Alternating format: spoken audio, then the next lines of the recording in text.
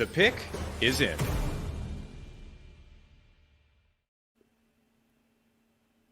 The Chicago Bears have made a selection in the 2024 NFL Draft. Alongside Locked On College Football host Spencer McLaughlin, I'm Tanitra Batiste, and we're joined by Lauren Cox of Locked On Bears to break down the Bears selecting Caleb Williams with the #1 pick. So, Lauren, Caleb Williams' numbers may not have shown it in his junior year, but obviously the 2022 Heisman Trophy winner has the goods. What's the biggest strength he brings to this Bears offense?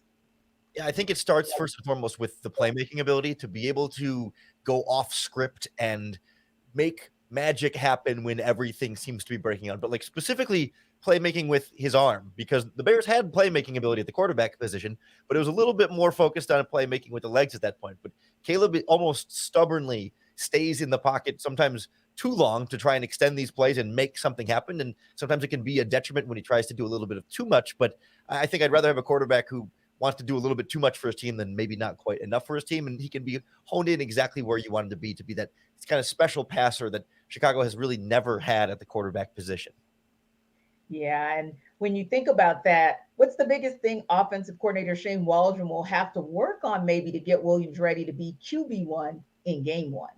Yeah, I think it's about toning down some of that hero ball play, like not playmaking. You don't want to make him timid or scared or afraid to pull the trigger. I think they kind of overcorrected that with Justin Fields a little bit too, but like reminding him that he doesn't have to do everything. You know, at USC, his defense was giving up 35 points a game for a long stretch there. So he always felt like, man, I had to score more. I have to do more. I have to make this play here for my team. I got to put my receivers in position. But the Bears are in a spot here in Shane Waldron's offense where they can say, listen, you've got Keenan Allen, you've got DJ Moore, you've got Cole Kmet, you've got DeAndre Swift in the backfield.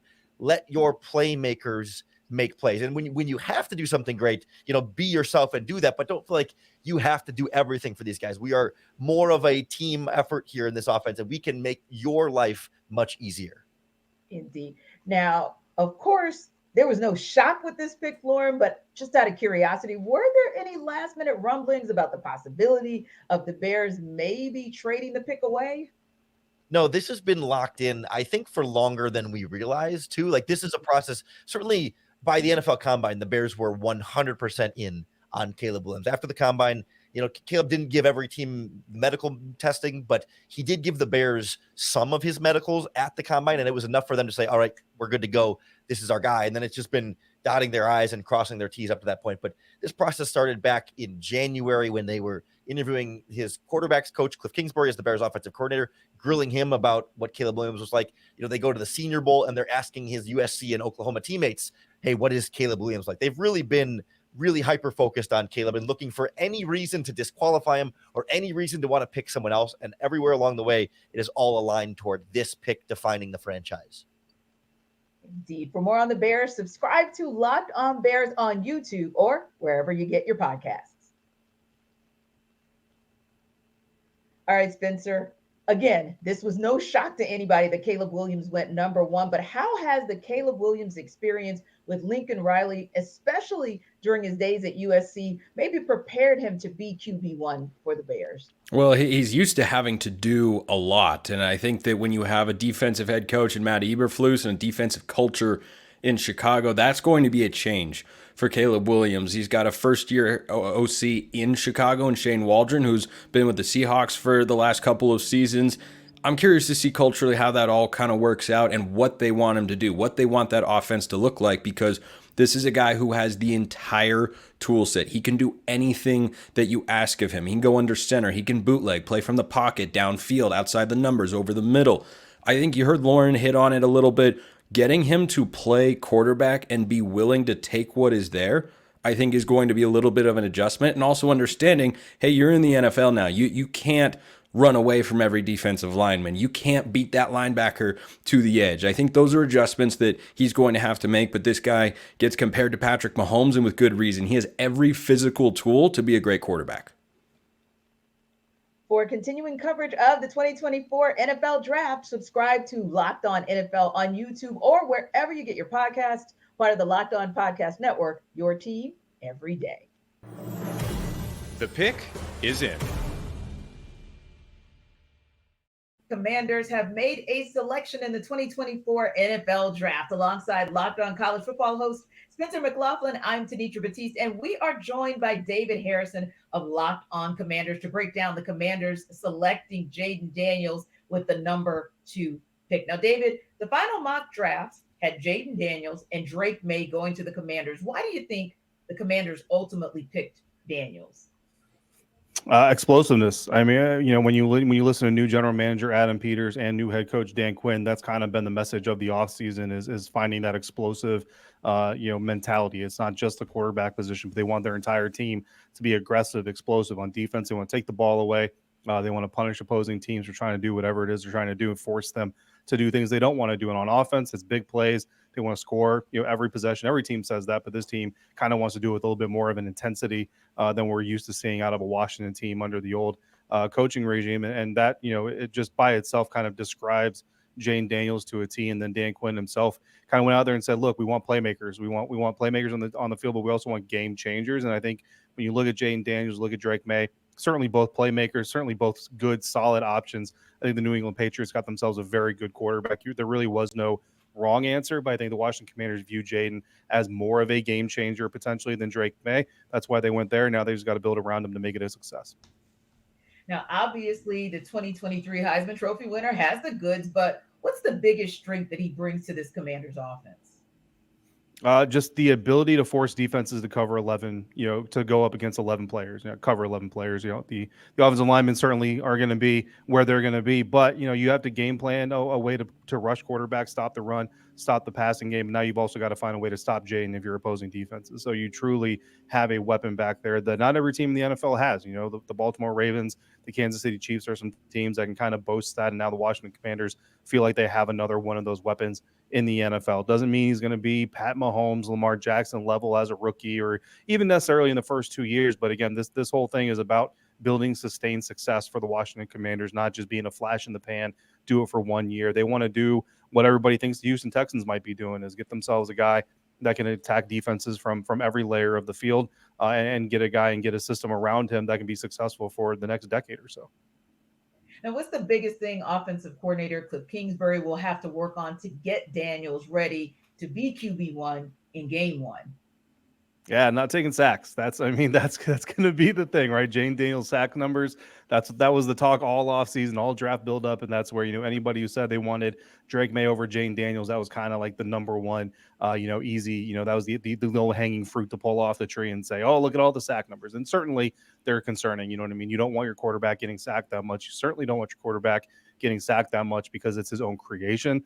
And then when he runs the ball, you want him to be smart with his body and whether it's a scouting combine, a podcast appearance here and there, whatever it is he's talked about, he acknowledges that he needs to be smarter about how he takes care of his body, about how he goes up against NFL defenses. The question now is he going to execute on those words, and can Cliff Kingsbury get him to play that kind of smarter brand of football? But other than that, I mean, the turnover numbers, you love him. So he's certainly a smart quarterback. You just have to get him to apply that intelligence and that, I don't want to call it conservativeness, but just that level of intelligence of protecting himself as well as he protects the ball. For more on the Commanders, subscribe to Locked On Commanders on YouTube or wherever you get your podcasts. Now, Spencer, how has that experience at LSU and also playing in the SEC prepared Jaden Daniels to be ready to be QB1 for the Commanders? Well, he had everything run through him when he was the quarterback in Baton Rouge, particularly in his Heisman Trophy year, where LSU didn't have a lot of team success. Their defense was atrocious, but Jaden Daniels was putting up big-time numbers. I don't think there's a lot different between Jaden Daniels and Jalen Hurts. Daniels is a little bit taller, might have a slightly better arm, but I think you look at their play style and their strengths and what success looks like in the NFL, that's what it would be for Jaden Daniels. I think without a Heisman Trophy, Jaden Daniels is a late first-round pick, but he had this amazing season, and that's catapulted him to the number 2 position. But I think that he's a lot more likely to look like Jalen Hurts than he is Patrick Mahomes if he's going to succeed in the NFL. For continuing coverage of the 2024 NFL Draft, subscribe to Locked On NFL on YouTube or wherever you get your podcasts, part of the Locked On Podcast Network, your team every day. The pick is in. The New England Patriots have made a selection in the 2024 NFL Draft. Alongside Locked On College Football host Spencer McLaughlin, I'm Tanitra Batiste, and we are joined by Mike Debate of Locked On Patriots to break down the Patriots selecting Drake May with the number 3 pick. So, Mike, this may be the most important draft for the Patriots in recent memory because it's a franchise that hasn't picked this high in the draft since drafting Drew Bledsoe back in 1993. What do you think convinced the Patriots that after Bledsoe and Tom Brady, that Drake could be their next franchise QB? I think it's the ceiling that he brings to the table. And right now, I believe he has the highest ceiling in this draft class. Look, Drake May covers all the intangibles that you need for an NFL quarterback. Tremendous athleticism, the velocity, the touch on the ball to be able to make the throws to all different areas of the field, including in the tight windows. Right now, the Patriots have not had someone that electric at the quarterback position since Tom took his talents to Tampa Bay. So there's no question about it. There was definitely a lot of excitement in the air. I think the New England Patriots took a look at all the needs that they have on this team. But when you're sitting at number 3 and your biggest need is quarterback, you're going to have to go for one. And I think they got the right one in Drake May. And you mentioned some of what you liked about Drake. What other things do you like most about him as far as what he brings specifically to that Patriots offense? Well, you got to love his arm. Absolutely. An NFL-ready arm beyond belief. This guy can make the throw to anywhere on the field. But something I don't think maybe he gets enough credit for nationally, but a lot of us here in New England really got a chance to look at was his athleticism. When the play starts to break down a little bit, he's got the agility. He's got the instinct to turn those off-script type options into big gains. The thing about Drake is he needs to kind of temper that enthusiasm a little bit. He has a tendency to be a little bit too much of a gunslinger. I think Alex Van Pelt and Gerard Mayo will coach that out of him. As long as he is able to adapt to handling pressure at the pro level, this kid, the sky is the limit when it comes to what he can do on a football field. And he's in the right organization that'll support him to do it. Now, it's been chalk so far in this draft, but many did think that the Patriots were actually going to trade down to maybe get more draft assets. Like, why do you think they ultimately stayed at 3? I think they ultimately considered it. I think they absolutely took a look at all the options on the table. There were teams out there that I know were willing to move up. We heard about the Vikings and the Giants trying to make that last second push. But again, I think it came down to primary need. The New England Patriots need help at offensive tackle. They need help at wide receiver, but they needed a quarterback. They needed that guy to hitch their wagon and say, this is the future face of our franchise. They believe they found it in Drake May. Ultimately, Tanitra, I think that's why they stayed with the number 3 pick. For more on the Patriots, subscribe to Locked On Patriots on YouTube or wherever you get your podcasts. Now, Spencer, you kind of heard Mike mention the high ceiling, but I want to go back to that and ask your thoughts as well. Many think that indeed Drake May is the player among the QBs in this draft that has that highest ceiling. Do you feel the same? Well, I struggle to put him above Caleb Williams, but I'm a big Drake May fan. I would have taken him over Jaden Daniels at number 2 because I think you look at, the way that Drake May played quarterback in college, it more closely resembles what he's going to be doing in the NFL, whereas Jaden Daniels was running a very RPO quarterback run heavy offense. I think that's going to be a much bigger adjustment for a guy who is a capable runner, of course, but is not necessarily a Lamar Jackson type or a Kyler Murray type. And Drake May knows exactly what he is, and that's someone who can make every single throw on the field. There is not a single play, concept, scheme, location that you can come up with where Drake May can't put the ball on time and on target. And I think what impresses me most when you watch his film, Tanitra, is the way that he delivers the ball accurately into tight windows. He has got a lot of zip, and he can layer the ball over a linebacker, underneath a safety, in between a couple defenders. He's just got everything that you need to be a franchise quarterback. For continuing coverage of the 2024 NFL Draft, subscribe to Locked On NFL on YouTube or wherever you get your podcasts. Part of the Locked On Podcast Network, your team every day. The pick is in. The Arizona Cardinals have made a selection in the 2024 NFL Draft. Alongside Locked On College Football host Spencer McLaughlin, I'm Tanitra Batiste, and we are joined by Alex Clancy of Locked On Arizona Cardinals to break down the Arizona Cardinals selecting Marvin Harrison Jr. with the number 4 pick. Now, Alex, Many thought the top three wide receivers in the draft were Harrison, Malik Neighbors, and Rome Adunze. Why do you think the Cardinals ultimately decided to go with Harrison at 4? Because he does everything. I mean, it's interesting where it's like it's now a slight because he's not overly excellent at everything. And the crazy part is he does everything so effortlessly that it makes it look less fantastical than it is.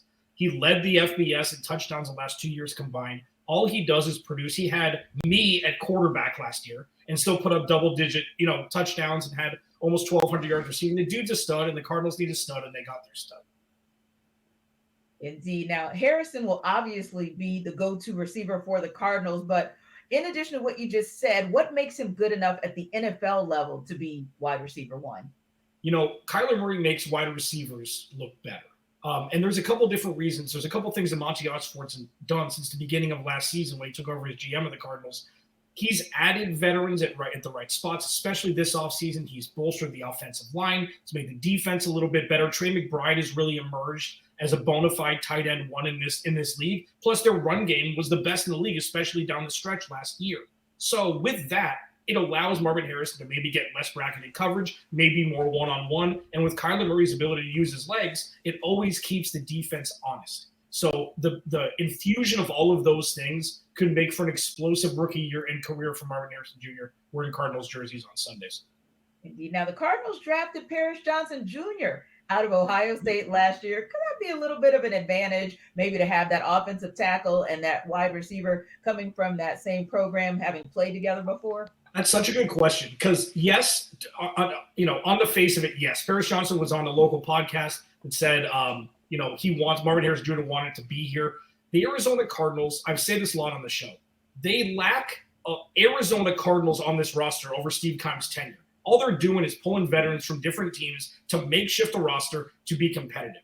The ability to have a culture with homegrown guys who know each other, to build a family, build a team, it sounds so dumb and so elementary, but this is where the Cardinals were starting when they fired the last regime and moved forward with Monty Osborne and Jonathan Gannon. So I think while it looks like a fun story, it means a lot more than just what it looks like at service level. So yes.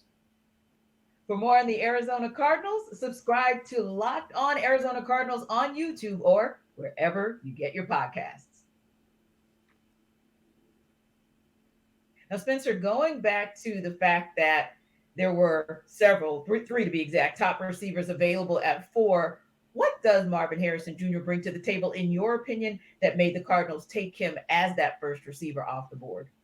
Well, he looks like a number 1 receiver. He plays like a number 1 receiver. And if it looks like a duck and quacks like a duck, it's probably a duck. And this guy is really, really good. You just look at the body type that he has. He can play physically. He's got the speed to go over the top, to create separation. Just a superb route runner. And you heard Alex talking about it. He's not necessarily the fastest in the draft, because that'd probably be a Malik Neighbors conversation there, who's gone to the Giants. But I think that for Marvin Harrison Jr., he presents the sort of go-to number 1 reliable target that you are looking for if you're Kyler Murray, right? The guy who DeAndre Hopkins was. I think that's a really, really good comp for Marvin Harrison Jr.'s DeAndre Hopkins. Big body, throw it up, and just trust that he's going to make contested catches. He'll have some yards after the catch, to be sure, but this is a guy who, in the red zone especially, is lethal because of his timing and his hands to go with that body frame.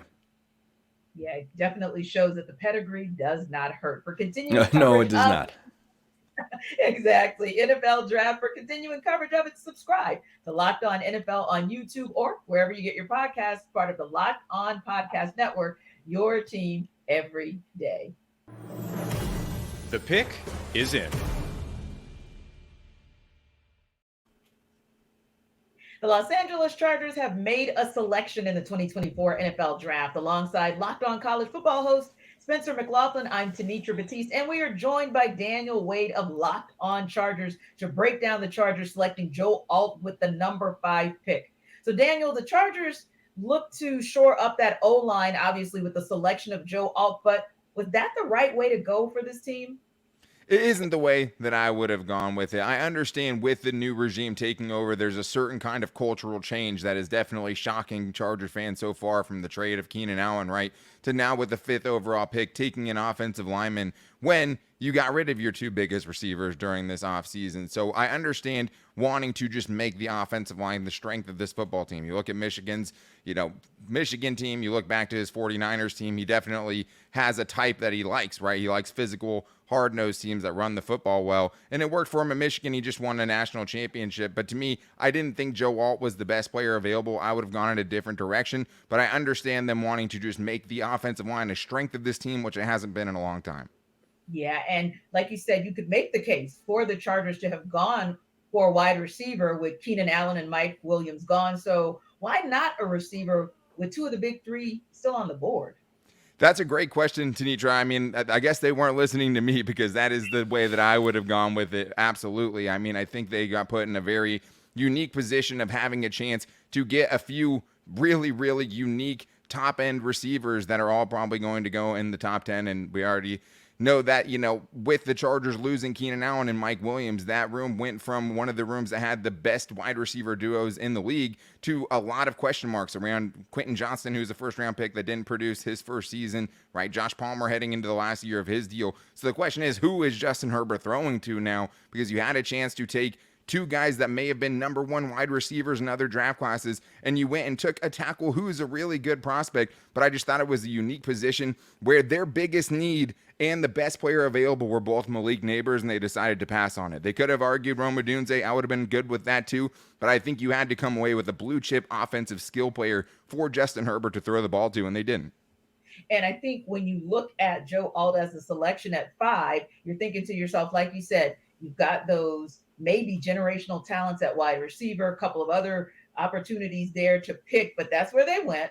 But there were some rumblings that maybe they would have traded down so that they could get more draft assets. What do you think was maybe that reason why ultimately they said, hey, we're going to just stay at 5?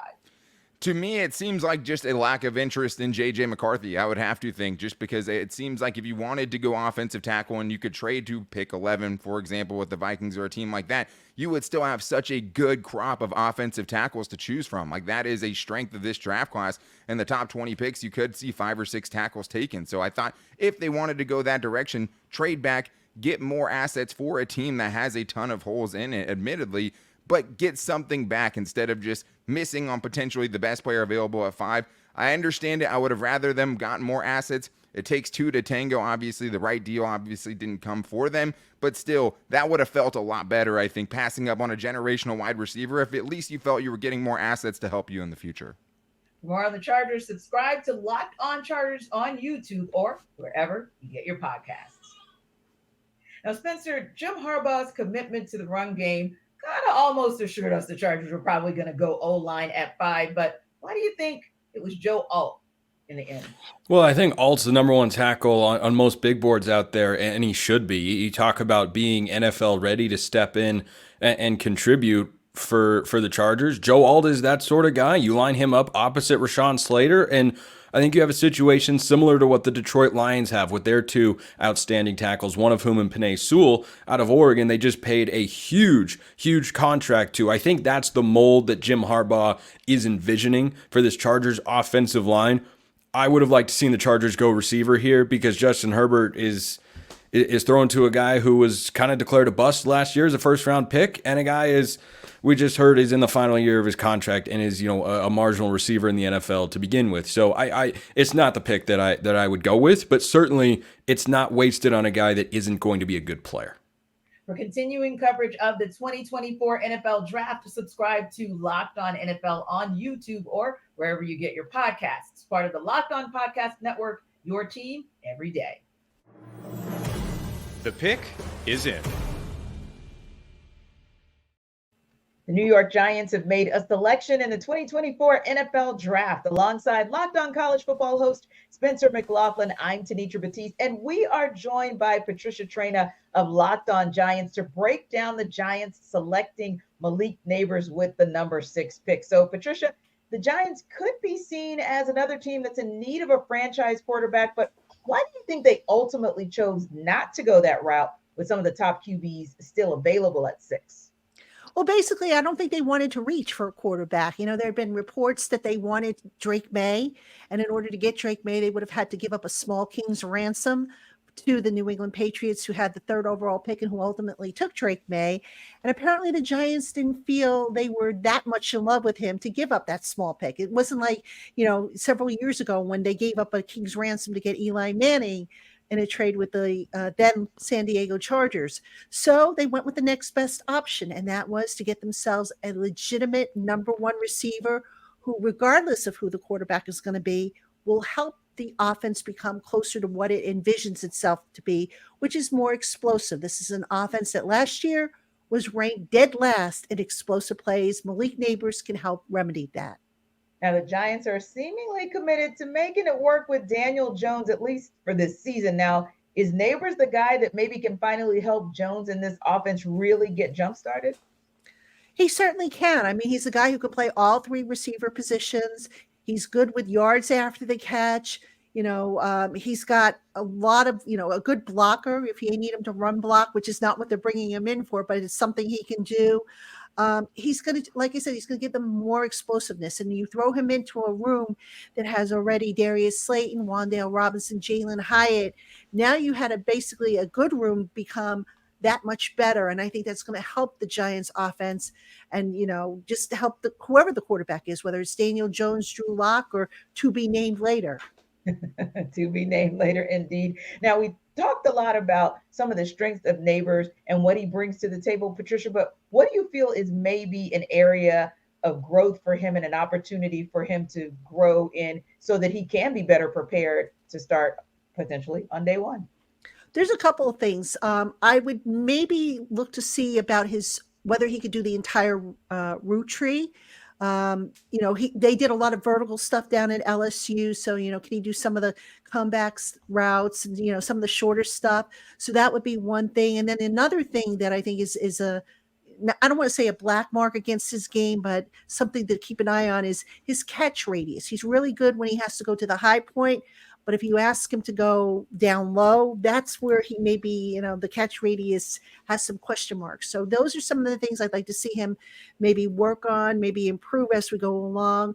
But overall, it's a solid pick. I think he's going to be a week 1 starter for this team. And I do think he's going to make a difference on the offense. For more on the Giants, subscribe to Locked On Giants on YouTube or wherever you get your podcasts. So, Spencer, the Giants went out and got Daniel Jones, or whomever will be QB1 come week 1 in the 2024 season. They went out and got themselves potentially a wide receiver 1. What do you feel makes him a wide receiver 1, potentially week 1? And what do you feel is maybe that one area he needs to work on? Well, it's his ability to take the top off of a defense. I think he's a guy who is a really complete package at the receiver position. I don't really have very many notes for him as it pertains to improving himself, other than can he find a new team? I just look, I'm just not a Daniel Jones guy. I really am not. This is shades of Garrett Wilson going to the Jets. Like it's not the receiver's not the problem, but is the guy actually going to be productive? Is he going to play in big games? No, because he's going to a place where Daniel Jones is your quarterback. Like on the Jets, Garrett Wilson, really talented guy. Or how about Jerry Jeudy to the Broncos? That's a great comp. Like you're not going to have the worst quarterback play in the league, but you're certainly not going to have good enough quarterback play to where you're going to be in the Super Bowl bubble next year, especially not with the contract they just gave Daniel Jones because they have no idea what they're doing. So I don't, I understand why they make the pick, because if you are all in on Daniel Jones, you want him to have this type of receiver option. I just don't think it matters because your quarterback is not good enough. I don't know what playoff game they could go into in which they would have an advantage of the quarterback position. And if you got great receivers, that's awesome. But if you got a guy who can't really get him the ball consistently, that doesn't matter. Yeah, it negates it all. For continuing coverage of the 2024 NFL Draft, subscribe to Locked On NFL on YouTube or wherever you get your podcasts. Part of the Locked On Podcast Network, your team every day. The pick is in. The Tennessee Titans have made a selection in the 2024 NFL Draft. Alongside Locked On College Football host Spencer McLaughlin, I'm Tanitra Batiste, and we're joined by Tyler Rowland of Locked On Titans to break down the Titans selecting J.C. Latham with the number 7 pick. So, Tyler, whether it's for helping create lanes for Tony Pollard or protecting Will Levis, obviously the Titans needed the help on the O-line. Is this the direction you saw Tennessee going in? Yeah, it was definitely an option. I mean, they have a desperate need at offensive tackle. If you look at the current depth chart, I would wager it was the worst offensive tackle situation in the NFL coming into the draft. So clear need. It's hard to knock them for that. It is just tough when you see the top prospect at the position, Joe Alt, go off the board. An explosive wide receiver like Malik Neighbors go off the board. I don't feel like it would have been the Tennessee Titans' first choice, but it's a good pivot. It's a fine pivot and a move that they needed to make. And what do you like most about Latham? What do you think makes him special at his position? Well, I think obviously he has fantastic size, 6'5", 340 pounds. He has 35 and a quarter inch arms. He just absolutely moves people off the ball. And he also has really good athleticism as well. He was a guy who did some track stuff in high school. It's not like he's a poor athlete. And I think he could even slim down a little bit at the NFL level from what they were asking in Alabama. And you get increased agility, athleticism with the raw power that he has as a player. He can move guys. He can pass protect as well. And he just has fantastic hands. Once he gets his hands on you, you are absolutely done as a pass rusher. So there is a lot to like and a lot of potential to pair with Bill Callahan as the offensive line coach. Now, what's the one area where you think maybe Latham will need to get up to speed quickly for someone who will likely play from day one?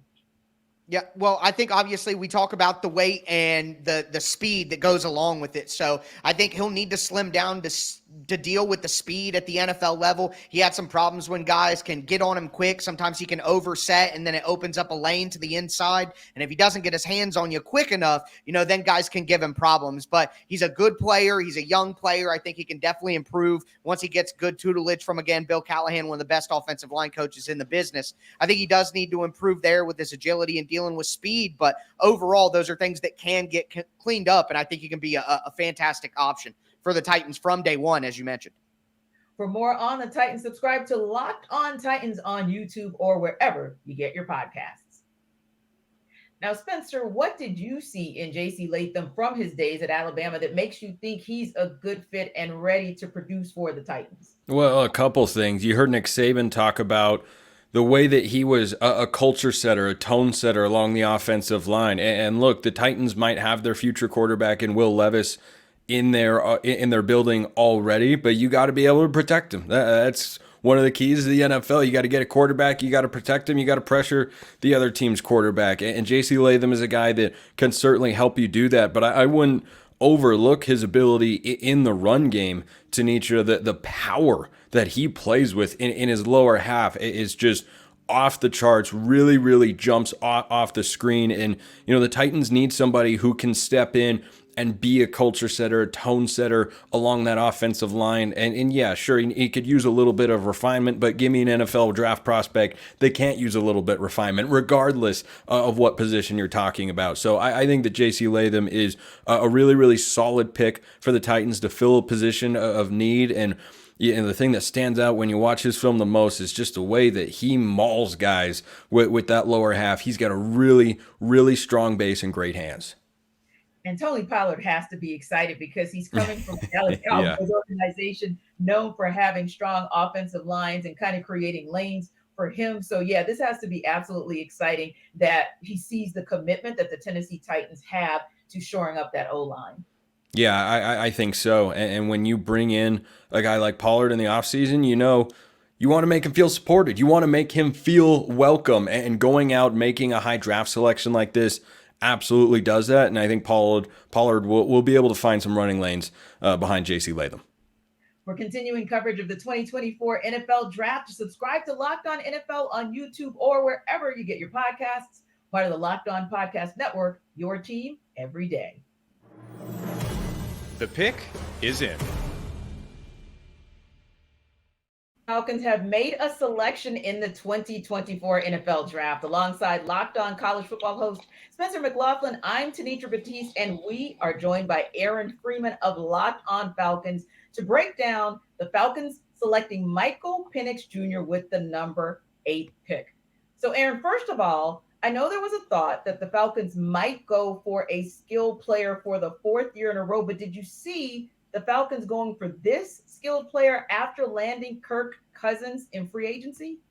Not at all, T. This blindsided me. I did a podcast the other day saying there was a 0% chance that the Falcons would take a quarterback this high in the draft. And even in a world where I thought it was maybe possible, I never thought it would have been Michael Penix. I know there were a lot of rumors in recent weeks that, the Falcons and Penix were quite fond of each other, but this one caught me off guard. Indeed, indeed. And why do you think in the end the Falcons decided to go after Penix at that 8 spot? Well, I think a lot of it has to do with the Falcons really truly believing that they were a quarterback away this offseason. And basically the only significant move they've really made this offseason in terms of, improving their roster was adding Kirk Cousins. And I think they felt like they had the luxury where they could take a flyer on a quarterback like Michael Penix, who's probably going to sit for 2 years behind Kirk Cousins, because the Falcons have basically 90 million guaranteed to Kirk Cousins over the next 2 years. And they basically have 90 million reasons why Michael Penix is going to ride the bench for the next 2 years. But it's going to be an interesting situation because we've never really seen a team really commit to sitting a quarterback at this high in the draft. Everybody talks about, hey, the Packers sat Jordan Love and they sat Aaron Rodgers for 3 years, but both of those guys were picked like pick 25, pick 26. It's a lot different when you're picking guys at that point in the draft, where usually you're getting second round caliber players, and in the top 10 in this draft, where a lot of really blue chip offensive players. We saw, a lot of these offensive players go high in this draft, and you had a real opportunity potentially to get someone to help Kirk Cousins over the next couple of years where he's the starting quarterback, or get a difference maker, one of the top difference makers on the defensive side of the ball at that pick. And the Falcons decided they wanted to go to secure their long-term future at the quarterback position, part because of how many issues they've had in the years since Matt Ryan. And they deemed that Michael Penix over JJ McCarthy, over Bo Nix and others was their best bet there. Indeed. And Free, as you mentioned, we talked about this a couple days ago on our Locked On Falcons show, as well as some of our other shows here in Atlanta. Now, you had Dallas Turner going to the Falcons. Speaking of that defensive game changer, why do you think maybe Turner would have been the best choice for the Falcons? Well, anybody who knows anything about the Atlanta Falcons knows that their pass rush has been one of the worst pass rushers in the NFL for 10, 15 years. And so pretty much anybody that could come in and produce in that arena would help this team immediately.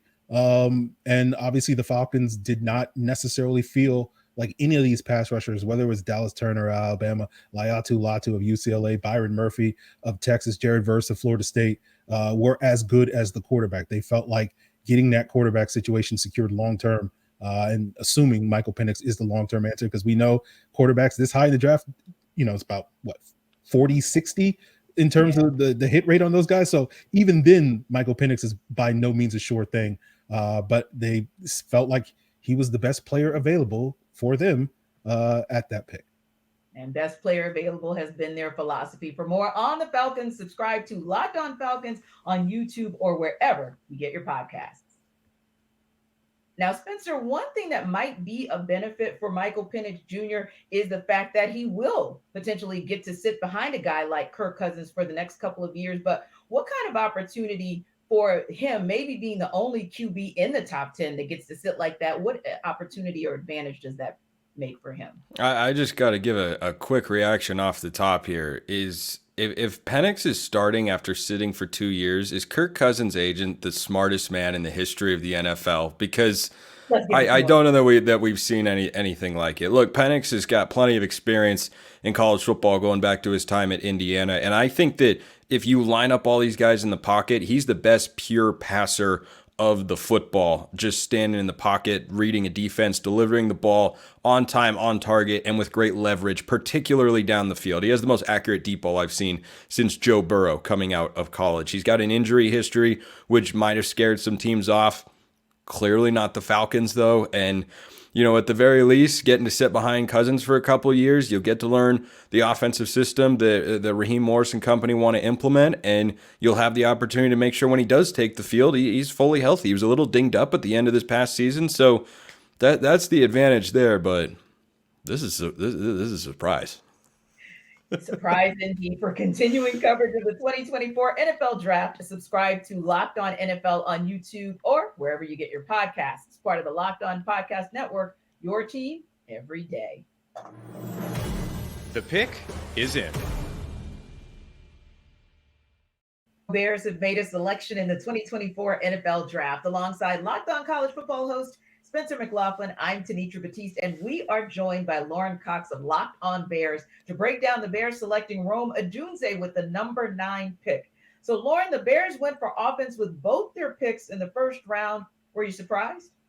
No, this was clearly the best player available on the draft board with the 9th pick, and a kind of a dream scenario for Chicago Bears fans. There's a lot of feeling like maybe he wouldn't make it all the way to 9, that all 3 of the top receivers in this draft would go in that top 8, and the Bears might be the first defensive player or something off the board. But no, they get their pass catcher to pair with their young quarterback. The Bears have veteran receivers already on the roster, but Odunze, it's not just about this year with him. It's about the next 10 to 15 years of pairing quarterback with young receiver, that these guys can be, eventually the idea is the long-term franchise record holder for career best passer and career best receiver, because both of those records are not all that hard to beat if you end up just spending enough time in Chicago. Indeed. Now, let's talk a little bit more about Rome. What do you like about what he brings to the table? Yeah, Rome Odunze instantly plugs in as a great route runner with good size, good speed. Like, he's not going to be the fastest guy in the field. He's not going to be the biggest guy in the field, but he's going to be bigger than most people and faster than most people. And when you combine that with his intelligence as a route runner to sort of get a feel for what coverage the defense is in and how to find his openings within that, plus really strong hands and a great ability to track the deep ball downfield, like, he's everything you want in a receiver, and he doesn't have to be everything right away. He can really get more favorable matchups in Chicago with 2 great receivers on the outside and grow into a bigger and bigger role as he adjusts to the NFL game. Yeah, and you mentioned those 2 outside receivers. You have Keenan Allen, you have DJ Moore. You also have a good tight end in Cole Kmet and a running back in DeAndre Swift, who's also a nice pass catcher. So when you look at what Rome Odunze brings to the table, where do you kind of see him fitting in a pretty stacked, I'll call it the pass catcher room? Yeah, it's nice because he won't have to do too much, but he is good enough to be able to more or less not literally demand the ball, but like demand production in the sense that he just is going to be open, and he is going to have some of those more favorable matchups against teams' number 3 cornerbacks more often there. The safety help is going to be away from him. He's just not going to be really the focus of coverage anywhere. And so as that route running and speed translates to the NFL, he's going to be able to make plays right away and maybe not be a 1,000-yard guy as a rookie by any means. There's just not enough balls to go around, but be productive and efficient in his own ways to really kind of grow into a bigger and bigger role. And for Caleb, might be the best set of weapons any number 1 overall pick quarterback has ever come into in their rookie season. I mean, he is really, really set across the board. Yeah, no question about it. He has. And I think, too, to your earlier point, you've got guys like Keenan Allen and DJ Moore in that wide receiver room. So you certainly see those veterans able to help the rookie to probably get up and running very, very quickly. And I'm sure the Caleb Williams will appreciate that. For more on the Bears, subscribe to Locked On Bears on YouTube or wherever you get your podcasts. Now, Spencer, we talked a lot about the good of Rome Odunze, and I want to hear that from you as well, what you think his strengths are, but also what are maybe some of the areas where he can improve to be ready for day one? Well, I think when you look at his strengths, you have to look at his hands. You call them magnets, suction cups, glue hands, like whatever euphemism you want to go for, Tanitra, it's applicable. And what's underrated about Odunze is his timing. And what I mean by that is, Michael Penix threw the ball with great leverage and gave him a really good opportunity to make plays. But when you watched 50-50 balls go up to Rome Odunze coming from Michael Penix, those were 90-10 balls because of the way that those two work together. I think his biggest area where he can improve is, the separation, both in the yards after catch and from individual corners, because he's just so good in those 50-50 situations. He doesn't always need to be able to be incredibly sharp at the top of routes or explosive to break away from guys, because you just throw him the ball, he just goes up and gets it. And this is, I think, such a great pick for the Bears. I thought the Chargers should have taken him at number 5. I think this is a fantastic situation for him to go to with Caleb Williams, and he's going to like throwing the ball up to Rome Odunze on the outside, because you throw it anywhere in that catch radius, he's like Calvin Johnson. He's just going to go up and get it. Yeah, congratulations to the Huskies program for putting 2 picks in the top 10 in their run, of course, to the national championship game this past season. For continuing coverage of the 2024 NFL Draft, subscribe to Locked On NFL on YouTube or wherever you get your podcasts. Part of the Locked On Podcast Network, your team every day. The pick is in. The Vikings have made a selection in the 2024 NFL Draft. Alongside Locked On college football host Spencer McLaughlin, I'm Tenitra Batiste, and we're joined by Luke Braun of Locked On Vikings to break down the Vikings selecting J.J. McCarthy with the number 10 pick. So when you saw that Minnesota was moving up the draft board into that 10th spot where the New York Jets resided, did you think they were going up to get J.J. McCarthy? For sure. Yeah. You wouldn't do that, bother with that if you were taking like Dallas Turner or something, or, some tackle or whatever. But so you knew it was for JJ McCarthy, but my experience was actually, I found out that the Jets were trading the pick before I found out it was to the Vikings. So I was like, oh no, did we get leapfrogged? Because by then I know I'm not a fan of Bo Nix at all. Sorry, Broncos fans. So if it wasn't going to be McCarthy, I was going to start spiraling pretty quick. And that's funny you mentioned that, Luke, because that was going to be kind of my quick follow-up question about whether or not J.J. McCarthy was the right way to go, because some pundits did say, hey, if they moved up, it might have been Bo Nix. I never really bought that. They've been really high on McCarthy for the whole process. Through the combine, that leaked out a lot. There's been rumors everywhere. It just makes a lot of sense. He's going to kind of go from everybody sees his surroundings at Michigan as good. I think they weren't that good. I think a lot of those players are a little overrated in terms of what they do for the pass game. There were more run players, right? Run blockers, Blake Corum, that kind of thing. Great run game. Now he goes to a team with a good pass game. Bookend tackles, Justin Jefferson, Jordan Addison, Hawkinson. When he's healthy, he probably will miss a good portion of the first season, but he'll get there eventually. So he's got targets, he's got protection, and he's got a coach that was hired specifically for this, specifically to develop a young QB. This was the plan. This was the vision. You think the early run on QBs influenced the pick for the Vikings at all? No. So my understanding is that they tried very hard to trade up with the Patriots, and the Patriots said, nope, we're taking May. And then they basically started watching the board. I'm sure that every single team above them knew, don't take a trade offer without calling the Vikings first. We'll beat it. and everybody stuck and everybody stuck and picked. And that means that the Vikings didn't have to spend nearly as much as I thought they were going to have to. Exactly. Chalk might have actually helped instead of hurting them. You mentioned Justin Jefferson. So is he maybe confident in, or will he be satisfied with this pick after the Vikings lost Kirk Cousins in the offseason? He said a lot at Radio Row at the Super Bowl was where he got asked this a lot. And he always said, like, yeah, I'll be me no matter who. Like, we'll make it work no matter who it is. I love Kirk, but it'll work no matter who. And this was before we even knew Kirk Cousins was leaving. I don't think it matters to him very much. I think that's a pretty overrated talking point. But yeah, I think that we got to work on that deep ball a little bit with JJ McCarthy, but having Justin Jefferson to track those down is going to help him a lot. Absolutely will. For more on the Vikings, subscribe to Locked On Vikings on YouTube or wherever you get your podcasts. Now, Spencer, it felt like J.J. McCarthy made this meteoric rise up the draft board these last few weeks. What about McCarthy made him that much of a hot commodity in the end? It's his physical traits, Tenitra, the way that he is able to combine being an elite runner while also having a big arm. He's got a clean motion, and he wasn't asked to do a lot at Michigan, but proponents of J.J. McCarthy will say that, well, that doesn't mean he can't do a lot. It's just the system that he was running, and certainly he's going into a really high-level passing situation with maybe the best receiver in the entire NFL in Justin Jefferson, who has made what I think is the greatest catch in the history of the league, even better than Odell Beckham's. I mean, he had a couple guys on him. OBJ's was cake. He was uncovered, basically, not actually, but I think JJ McCarthy is someone who, reminds me a little bit of Josh Allen, where you're not wowed by what he did in college on the field. You're wowed by what he can do, what could be. And if you put him in the right situation, he can thrive. And I think the Vikings are a great quarterback situation to go to. And don't forget, there was a Michigan QB who, hey, he didn't show a lot in college, but we know he showed a whole heck of a lot in the NFL. He did a few of those Super Bowls. Right, just a few rings for Just a couple coverage of the 2024 NFL Draft. Subscribe to Locked On NFL on YouTube or wherever you get your podcasts. Part of the Locked On Podcast Network, your team every day.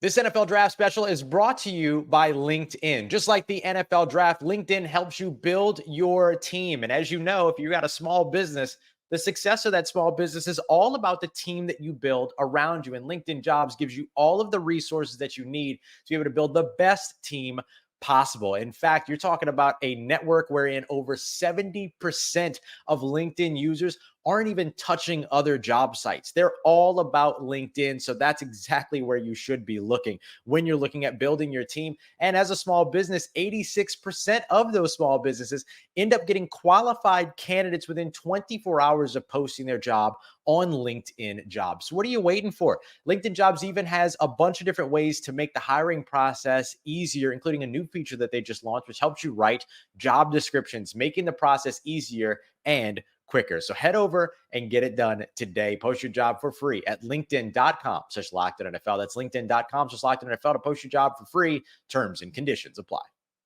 This episode of your favorite Locked On podcast is brought to you by the best meal kit service in the game, Home Chef. No more having to answer the dreaded question, what are we going to do for dinner tonight? Thanks to Home Chef and their chef-designed recipes that are delivered directly to my door, all pre-packaged, pre-portioned. They even peel the garlic cloves for you. And each recipe, one of my favorites, Black and Mahi Mahi, comes with a full page of easy-to-read instructions that include customization options and pictures to guide you along the way through the step-by-step process so you don't have to ask, is that what chard looks like? I cannot recommend Home Chef enough, especially right now, because for a limited time, Home Chef is giving Locked On listeners 18 free meals, free dessert for life, and of course, free shipping on your first box if you head to homechef.com/lockedon today. That's homechef.com/lockedon for 18 free meals and free dessert for life. Yes, you heard that right. Homechef.com/lockedon. Must be an active subscriber to receive free dessert. The pick is in. Have made a selection in the 2024 NFL Draft alongside Locked On College Football host Spencer McLaughlin. I'm Tanitra Batiste, and we are joined by John Butchko of Locked On Jets to break down the Jets selecting Olu Fashanu with the 11th pick. So, John, it was chalk until the Jets and Vikings swapped places. Did you see it coming? I did not see it coming. I was a bit surprised. I think part of this is that the Jets reportedly were really keyed in on Rome Odunze, a wide receiver out of Washington who went right before the Jets went on the clock. I think you have to like the trade down for the Jets because they only moved down one spot. They picked up an extra 4th round pick, and they did a little pick swap on day 3. And they only moved down one spot, and it was so Minnesota could move up for J.J. McCarthy, who's a player the Jets had no interest in. So essentially, it's like a free 4th round pick. It's in a year where the Jets are down a 2nd round pick because of the Aaron Rodgers trade. So it doesn't get you all the way back, but it's a nice addition of draft capital. And a lot of buzz was that the Jets were going to go for Brock Bowers if Odunze was not on the clock, and apparently that was a smokescreen. I think the Jets handled this very well. I think the Jets handled this very smartly, and those are words you usually don't hear around the NFL draft. I think you have to give the Jets Jets and smart, but go on. Yeah, and I think it's a pick that makes a lot of sense for the Jets. It's a pick for both now, but also for the long run. Now, over the offseason, the Jets added 2 new starting tackles, Tyron Smith, who's been one of the top tackles in the league since he entered the NFL, and Morgan Moses, a very solid right tackle, but they're both 33 years old. It's been like 8-9 seasons since Tyron Smith played a full season without any injuries. So you know that your third tackle is probably going to have to start some games for you this year. This gives you a blue chip guy who can step into the lineup. And beyond that, both Smith and Moses, while they're good players, they're 33 years old. They're not under contract for next season. You need to fill 2 starting tackle spots, but now you only need to fill 1. And you've got a guy who hopefully you can plug in, and he'll be your left tackle for the next 8 to 10 years. And what do you think are some of those strengths that Fashanu can bring to help shore up that protection, especially for when Aaron Rodgers returns? he is projected to be a top-notch pass protector, and that is so critical this year for Aaron Rodgers because he's 40 years old and he's coming off an Achilles injury. And even before the injury, if you watched him in 2022 in Green Bay, his mobility was in decline. And through his career, there are lots of things that have made Rodgers special. One of the things, though, was always his ability to move horizontally, break the pocket, move left to right. He may not have been a dynamic rushing threat, but he was always a guy who could buy himself some extra time. And that's probably gone. Now, Aaron Rodgers is as smart as he's ever been. He can dissect the defense pre-snap. He can figure out what the coverage is post-snap. But he's probably going to have to play in the pocket more than he has at any point in his career in 2024. So that makes it critical to make the protection as good as possible. And the Jets were one injury away from Tyron Smith, who's, again, very great player, but an injury-prone player, from having a real issue at tackle. Fashanu buys you some insurance in the short run. For more on the Jets, subscribe to Locked On Jets on YouTube or wherever you get your podcasts. Now, Spencer, we've now seen 3 offensive linemen taken through 11. What do you think is maybe the biggest reason for this run that continued with the Jets taking Olu Fashanu? Well, I don't think it's a coincidence that you're seeing tackles and quarterbacks taken in great quantity in the same draft, because those two things go together like peanut butter and jelly. If you have one, well, you got to have the other, because we saw what happened to the Jets last year when you didn't have good pass protectors at the tackle spots for Aaron Rodgers. He lasted all of, 4 or 5 snaps for the Jets last season, unfortunately. I think you had to make this move if you're New York. You had to be able to go to Aaron Rodgers and say, look, we understand that this is a problem. We understand this is something that needs to improve. And I think the athleticism of Fashanu at the tackle position could probably play either side. I think that makes him a really, really intriguing NFL prospect. And I think this is the right move from the New York Jets, which, as we mentioned, you don't always say that, but it's the right move for the Jets. For continuing coverage of the 2024 NFL Draft, subscribe to Locked On NFL on YouTube or wherever you get your podcasts. Part of the Locked On Podcast Network, your team every day. The pick is in. The Denver Broncos have made a selection in the 2024 NFL Draft. Alongside Locked On College Football host Spencer McLaughlin, I'm Tanitra Batiste, and we are joined by Cody Rourke of Locked On Broncos to break down the Broncos selecting Bo Nix with the number 12 pick. Now, Cody, the Broncos just traded for Zach Wilson from the Jets a couple days ago, so were you surprised to see them take a QB at 12? No, not necessarily. I even said it after Zach Wilson was traded to Denver that this shouldn't eliminate quarterback from being the round 1 consideration, because Jarrett Stidham, Ben DiNucci, Zach Wilson, they don't have any contract length past 2024. Plus, you get a young quarterback in here who's got 4 years with the 5th-year option. You can build a foundation around him. Sean Payton thought the same exact thing here. Now Bo Nix, he's a Denver Bronco. Now, speaking of Sean Payton, some consider him to be a bit of a quarterback whisperer. So that said, what do you think he sees or saw in Bo Nix to maybe make him think that he could be the guy who might be that best fit under center after the Broncos decided to move on from Russell Wilson? Well, he's a very cerebral quarterback. I mean, he's been a guy who's experienced different offensive coordinators almost every year of his college career, has handled that transition well this past year. 4,500 yards passing, 45 touchdowns to 3 interceptions, plus several touchdowns on the ground. But we talked to Bo Nix shortly after he was drafted here in Dove Valley, and one thing that he told us was that Sean Payton, they held a workout for him after his pro day, a private workout. They sent him a bunch of material. He processed all the material really well, and it blew the coaches away when they met with him. Then they went out on the field and did some throwing drills that's where the Broncos were convinced, hey, Bo Nix is the guy that we want ahead of guys like J.J. McCarthy and some of the other quarterbacks in this year's class. So Sean Payton did a lot of background work here on Bo. Bo put in a lot of work, and the two seem like a really good pair right now on paper. Now, what do you see as maybe the upside for Nix, but also what are some of the areas where you think he'll need to improve if the Broncos look to have him game ready for week 1?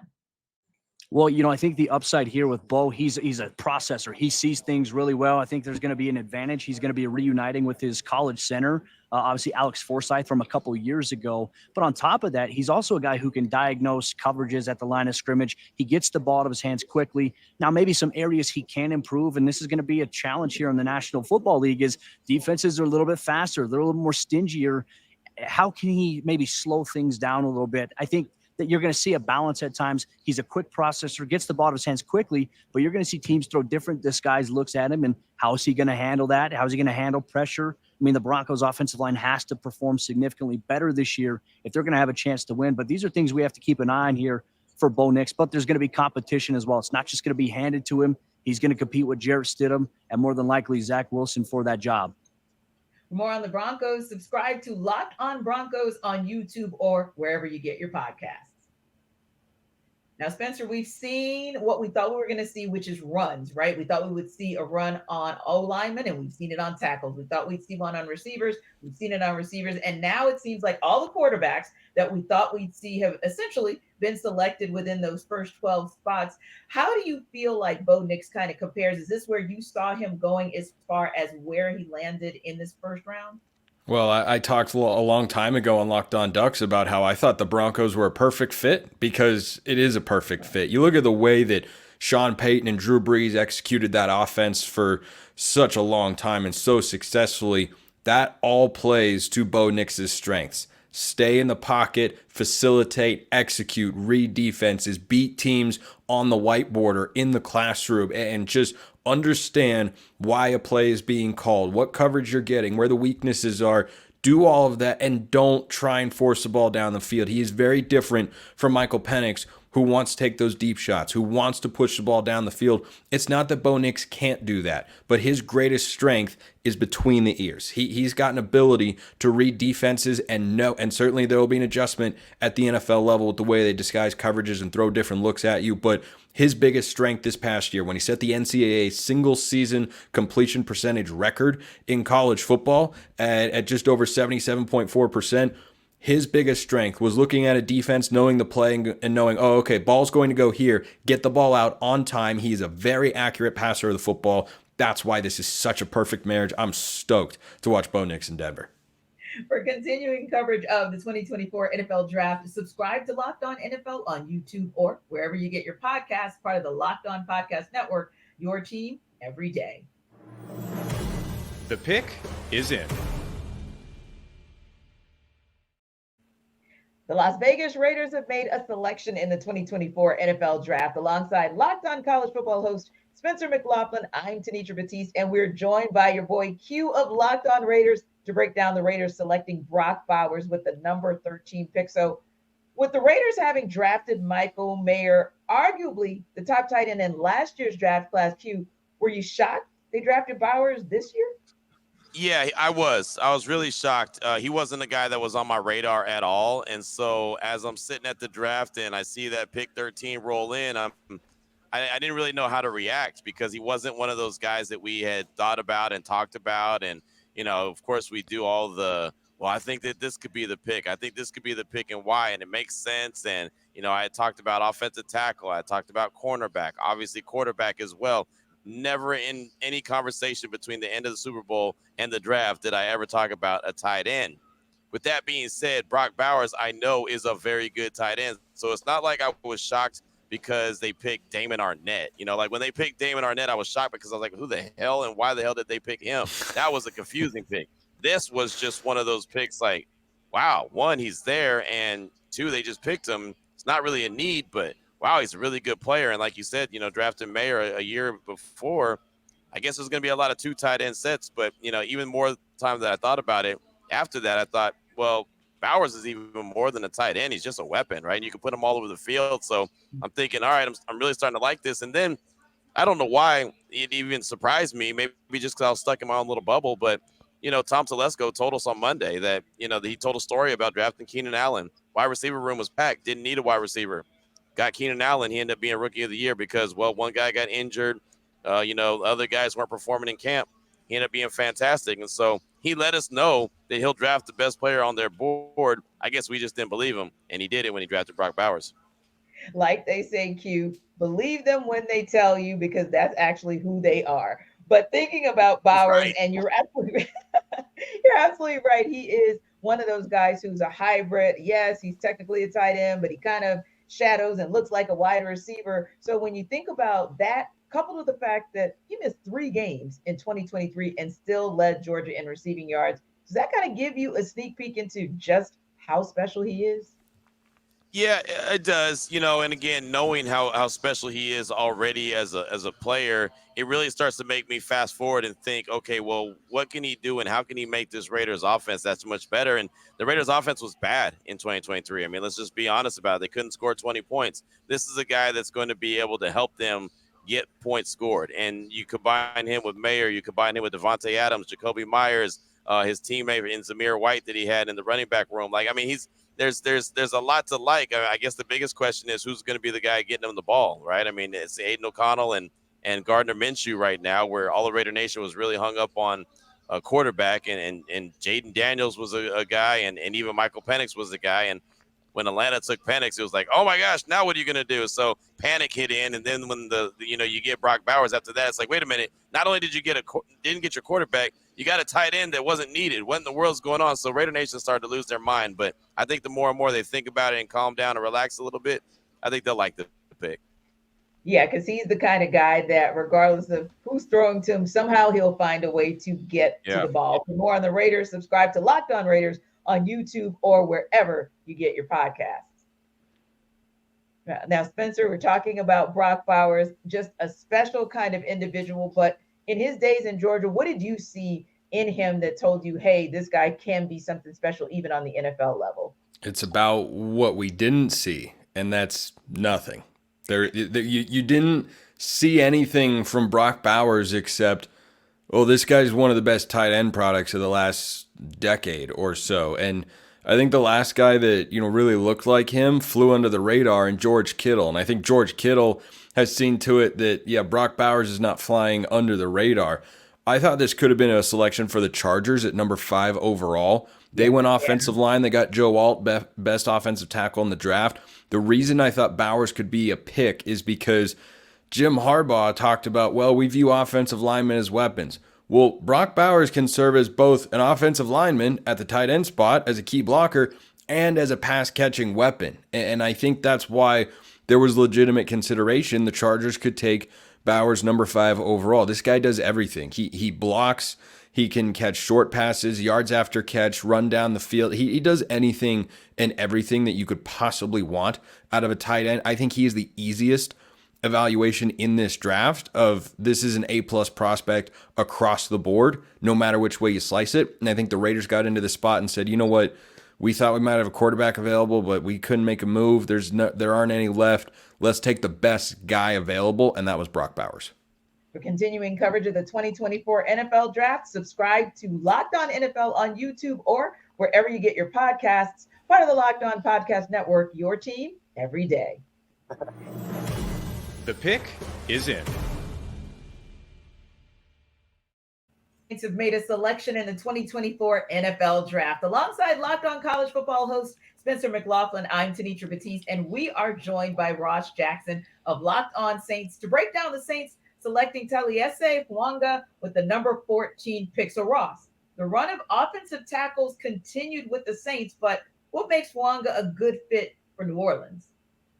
Yeah, I think the immediate fit here is that the New Orleans Saints are trying to revamp their offensive system, and a big part of that is introducing wide zone concepts, which include a lot more runs to the outside of the tackles, outside of the tight ends, the things that made Alvin Kamara spectacular in 2017 and 2018. And Taliesin Fuanga fits right in with that and should be able to help take this offense to the next level when he's got the opportunity to be out there on the field. He told us after he was selected, when he was doing his media availability with us here at the New Orleans Saints facility, that he feels very comfortable doing that. And that was something that they asked him to do a lot of when he was in college. And so he's ready to get out there and get on the field to start protecting the way and kind of paving the way for these talented running backs here in New Orleans.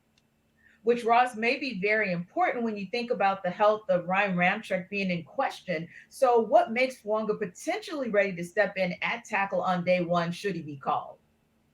Yeah, I think it's that familiarity with what the new system is. The New Orleans Saints want their right tackles to be strong because they face a lot of premier edge rushers. I know we tend to elevate the importance of left tackles because they're technically consistently at least blocking the blind side of right-handed quarterbacks like New Orleans Saints quarterback Derek Carr. But hey, on the right side, you got to go up against some elite talent. And so Taliesin is one of those guys that should be able to match up very well there. And the big question mark around Ryan Ramczyk is real, with the degenerative knee issue and the things that he's dealing with. Not only is it a question mark about whether or not he'll be ready to go for the 2024 season, it's a question mark about whether or not he'll continue his career all told. So getting a guy like Taliesin Fuanga, who's able to come in, help protect your quarterback and Derek Carr, help pave the way for those running backs, and has familiarity with the type of system that you're trying to implement here in New Orleans, it's massive for the New Orleans Saints. And it's something that could potentially save their chances of competing here in 2024. And what's the biggest maybe area of improvement for him so that Fuanga can be ready for day one? Yeah, it's interesting. I think a lot of people have made the assessment that he's a guy that might need to move inside. He's got 33 1/8 inch arms, which is below the typical NFL 34-inch threshold. So a lot of folks look at him as somebody that might be able to move inside. We'll talk to head coach Dennis Allen here later on tonight at the end of the first round, and I expect that he's going to tell us that they very much see Fuanga as a guy that can be out there on the edge and a bookend. So I think that becomes the big thing for him. It's not necessarily an area of improvement, but maybe the one kind of hiccup in terms of what his ability to project to the next level is. But look, this guy is a mauler. He's a road grader, and he plays with a lot of aggressiveness and a lot of intensity. So that might be the other thing that I would watch out for, because you don't want those to convert to flags. For more on the Saints, subscribe to Locked On Saints on YouTube or wherever you get your podcasts. And Spencer, when you think back to Fuanga's days at Oregon State, what did you see in him that would show that he could potentially be a starting tackle this early, possibly in his NFL career? A couple things. First, the guy's just a beast. In the run game in particular, he is someone that, as you heard Ross talking about, is going to fit into that scheme, because that's where he really excels. He moves guys out of the way. He turns them around, does whatever he feels like doing or whatever is needed on a given running play. But the second thing is he comes from an offensive system at Oregon State last year under Jonathan Smith, who's now the head coach at Michigan State, that is a very pro-style system. A lot of under center, wide zone, play action concepts that are run in the NFL. A lot of Shanahan, McVay style of offense that has, of course, taken the league by storm over the last several years. So Fuanga, a guy coming out of Oregon State, one of their higher draft selections in the last several years. I don't know the last time they had someone go this high, but he's really worthy of it, because he had an outstanding career, and I think he jumps right into the NFL and makes an impact for the Saints. For continuing coverage of the 2024 NFL Draft, subscribe to Locked On NFL on YouTube or wherever you get your podcasts, part of the Locked On Podcast Network, your team every day. The pick is in.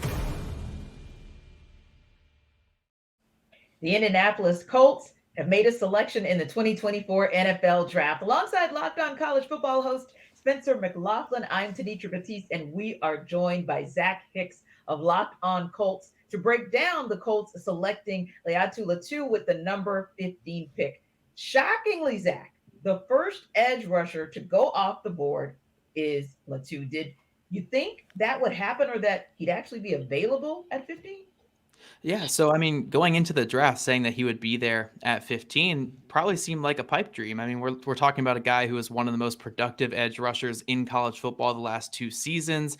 Obviously, there were concerns with his age and with the neck injury a couple of years back, but yeah, it's shocking to even think that he would have been there at 15, let alone be the first defender off the board at pick 15 there for the Colts. But in terms of shock, I can't say it was the most shocking pick of the night, because we've had quite a few shocking ones already tonight. But for the Colts, it was quite shocking. I mean, this is a player who doesn't fit what the Colts typically do at the position. They typically swing for the fences on these high upside guys who didn't really produce in college, but you're projecting them to produce at the next level.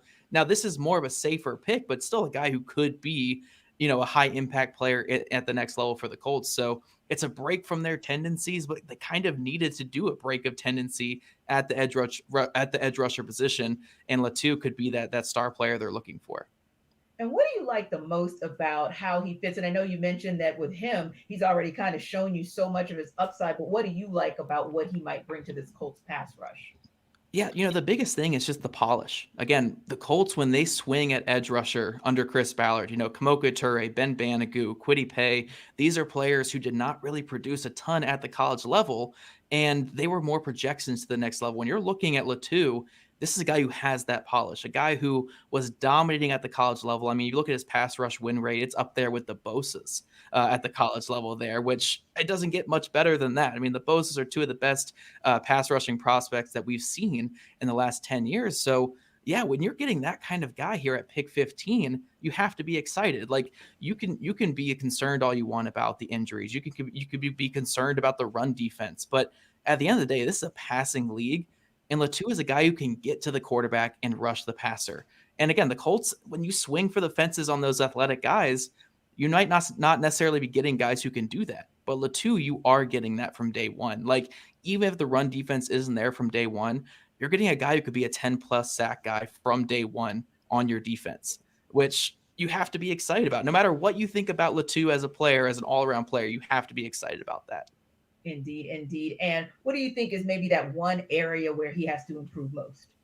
Yeah, I think it's just the run defense overall, getting out there and being sturdy against the run. It's not that he was a bad run defender there at UCLA. It's just he wasn't out there as much as maybe some of the other guys in this class. But again, passing league, you take the swing on the pass rushing upside, and hopefully the run defense will come along there as well. But yeah, very excited about this pick. Very, very excited about what he can bring to this Colts pass rush. For more on the Colts, subscribe to Locked On Colts on YouTube or wherever you get your podcasts. Now, Spencer Lemieux is one of those players, like we talked about, who has a tremendous upside. But what for you is the reason he is viewed to have that type of upside where he is in the conversation with the likes of the Bosa's? He just beats you. That's it. It's that simple. He just beats you. Look, he doesn't wow you the way Chop Robinson does when you look at the way that Robinson comes off the edge with just this ferocious speed, like he's running away from a group of snakes or something. I mean, that's my personal fear. I'm just saying, like, he's got that explosiveness about him. Latu looks like one of the smartest pass rushers I have ever seen. The way that he just uses the leverage that a tackle has against him, the way he uses his hands to avoid contact. I don't think he doesn't look like the biggest guy. He doesn't always look like the fastest guy. He's definitely more of a speed rusher than a power rusher, but his array of moves, the refined nature to his game is just astonishingly good. And his productivity and the numbers back that up. He's one of those guys who you have to know where he is on the field at all times during his college career. And I think that can be the case in the NFL as well, because he's just such a crafty, smart, and dynamic pass rusher. He can be a double-digit sack player in the NFL immediately. For continuing coverage of the 2024 NFL Draft, subscribe to Locked On NFL on YouTube or wherever you get your podcasts, part of the Locked On Podcast Network, your team every day. The pick is in. The Seattle Seahawks have made a selection in the 2024 NFL Draft. Alongside Locked On College Football host Spencer McLaughlin, I'm Tenitra Batiste, and we are joined by Corbin Smith of Locked On Seahawks to break down the Seahawks selecting Byron Murphy II with the 16th pick. So, Corbin, how did the Seahawks luck out at 16 and get a guy in Murphy who's thought to be the best interior defender in this draft? I don't think John Schneider knew how to answer that tonight. They don't know how he was still there at number 16. They had him as their highest graded defensive player in this entire class, so they were ecstatic for him to be there at that point. And that's what happens when you have 14 offensive players go in a row to open the draft, and you end up in a situation like that. So the Seahawks, they were worried maybe a team might try to trade up in front of them and get him, but they lucked out and they get Byron Murphy, who, again, they think is the highest graded player on defense in this class. He can play all over the line. They are really eager to see what he's going to be able to do next to Leonard Williams, Draymond Jones, and Jaron Reed, and what should be a very formidable front line now for Mike McDonald's defense. Yeah, they're trying to get back to like their Legion of Boom days, it seems like, up in Seattle. But what for you is Murphy's best asset? To me, it's the athleticism and the motor. Those are the two things that immediately jump off the tape. We're talking about a guy at 297 pounds, ran a 4.87 40-yard dash. He actually was a running back when he first started in high school. So you can see some of that athleticism, even though he ate his way out of that position. And you can see the ability to penetrate gaps. And he, for his size, I mean, 297 is not big for a defensive tackle, but he actually was the one playing a lot of nose tackle reps for Texas, not 366-pound Devondre Sweat. So he plays with great lower body power, uses his hands well. good leverage, physical player. He can handle double teams. So I think that was one of the reasons the Seahawks were really excited about him, not just his athleticism and the fact that he led the country, according to Pro Football Focus, in pass rush win rate for defensive tackles. It's just the fact that he can play up and down the line, and he plays much bigger than his size on top of that athleticism. Now, when you look at the possibility of Murphy being ready for day one, what do you want to see him improve on so that he is indeed ready for that first game of the season? Really, I just want to see this kid continue to take steps forward. He's only started 1 year at Texas. That's the crazy thing. He's 21 years old. That's another thing that jumped out to the Seahawks is in a draft with a lot of older prospects, you were able to get a guy that is 21 that is still coming into his own, incredibly athletic. So you want to see a little more consistency turning those pressures into sacks. And that's really the biggest thing for him. As a run defender, though, you're already seeing the consistency. Going against NFL offensive linemen is a different game. But this kid has a pretty well-developed game with a very high ceiling coming to Seattle. And again, there's a reason they were so fired up that he dropped to them at number 16 overall. For more on the Seahawks, subscribe to Locked On Seahawks on YouTube or wherever you get your podcasts. So, Spencer, when you take a look at Byron Murphy II and think back of his days in Austin, what do you feel like is his best asset that he brings to the table? Well, it's his ability to generate pressure up the middle, and for the Seahawks, which admittedly I'm a diehard fan of, I'm ecstatic with this pick. I think this is a really, really great thing because it makes that defensive line so much more formidable to slide Jarran Reed into a rotational spot instead of being a starter, a guy who's been around the NFL for a while. But you have Leonard Williams at one defensive tackle, Byron Murphy at the other. His ability to generate pressure up the middle, I think, will complement guys like Chenna Nwosu, who is one of the most underrated pass rushers in the National Football League. So, Seattle is certainly going to continue to place an emphasis on the defensive side of the ball. Hiring Mike McDonald, I think that's one of the advantages of bringing him in is Pete Carroll was starting to lay that foundation. He stepped aside, and Byron Murphy is one of those foundational picks that can really be a stalwart in your defense for a long time. And, he and Leonard Williams, if Murphy's as good as we think he can be, he and Leonard Williams, that's one of the best interior tandems in the league. Yeah. People are about to be really afraid, as they should be, of that tandem. For continuing coverage of the 2024 NFL Draft, subscribe to Locked On NFL on YouTube or wherever you get your podcasts. Part of the Locked On Podcast Network, your team every day.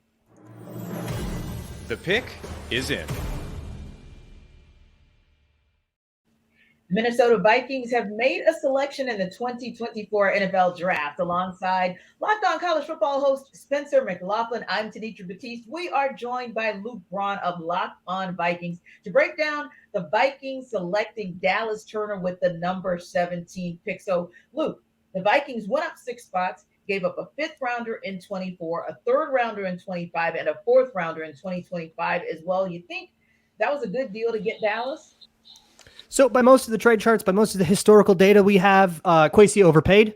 By how much he overpaid depends on a few opinions that you have, like how much you want to devalue future picks, where you think the Vikings will be picking next year, if it's early, if it's late. But kind of no matter how you slice it, it's some degree of an overpay. That said, Dallas Turner by consensus was supposed to be a top 10 pick. Some people thought he'd be the first defender off the board. So maybe they view that as worth it once, he's starting to fall down the board more than the Vikings thought, which is probably what precipitates this. You've got him really high and you're going, whoa, that dude's looking kind of lonely up there. Maybe it's worth it to swim upstream a little bit and overpay a little bit to get someone that's worth even more than what we'd pay for. That's probably the logic.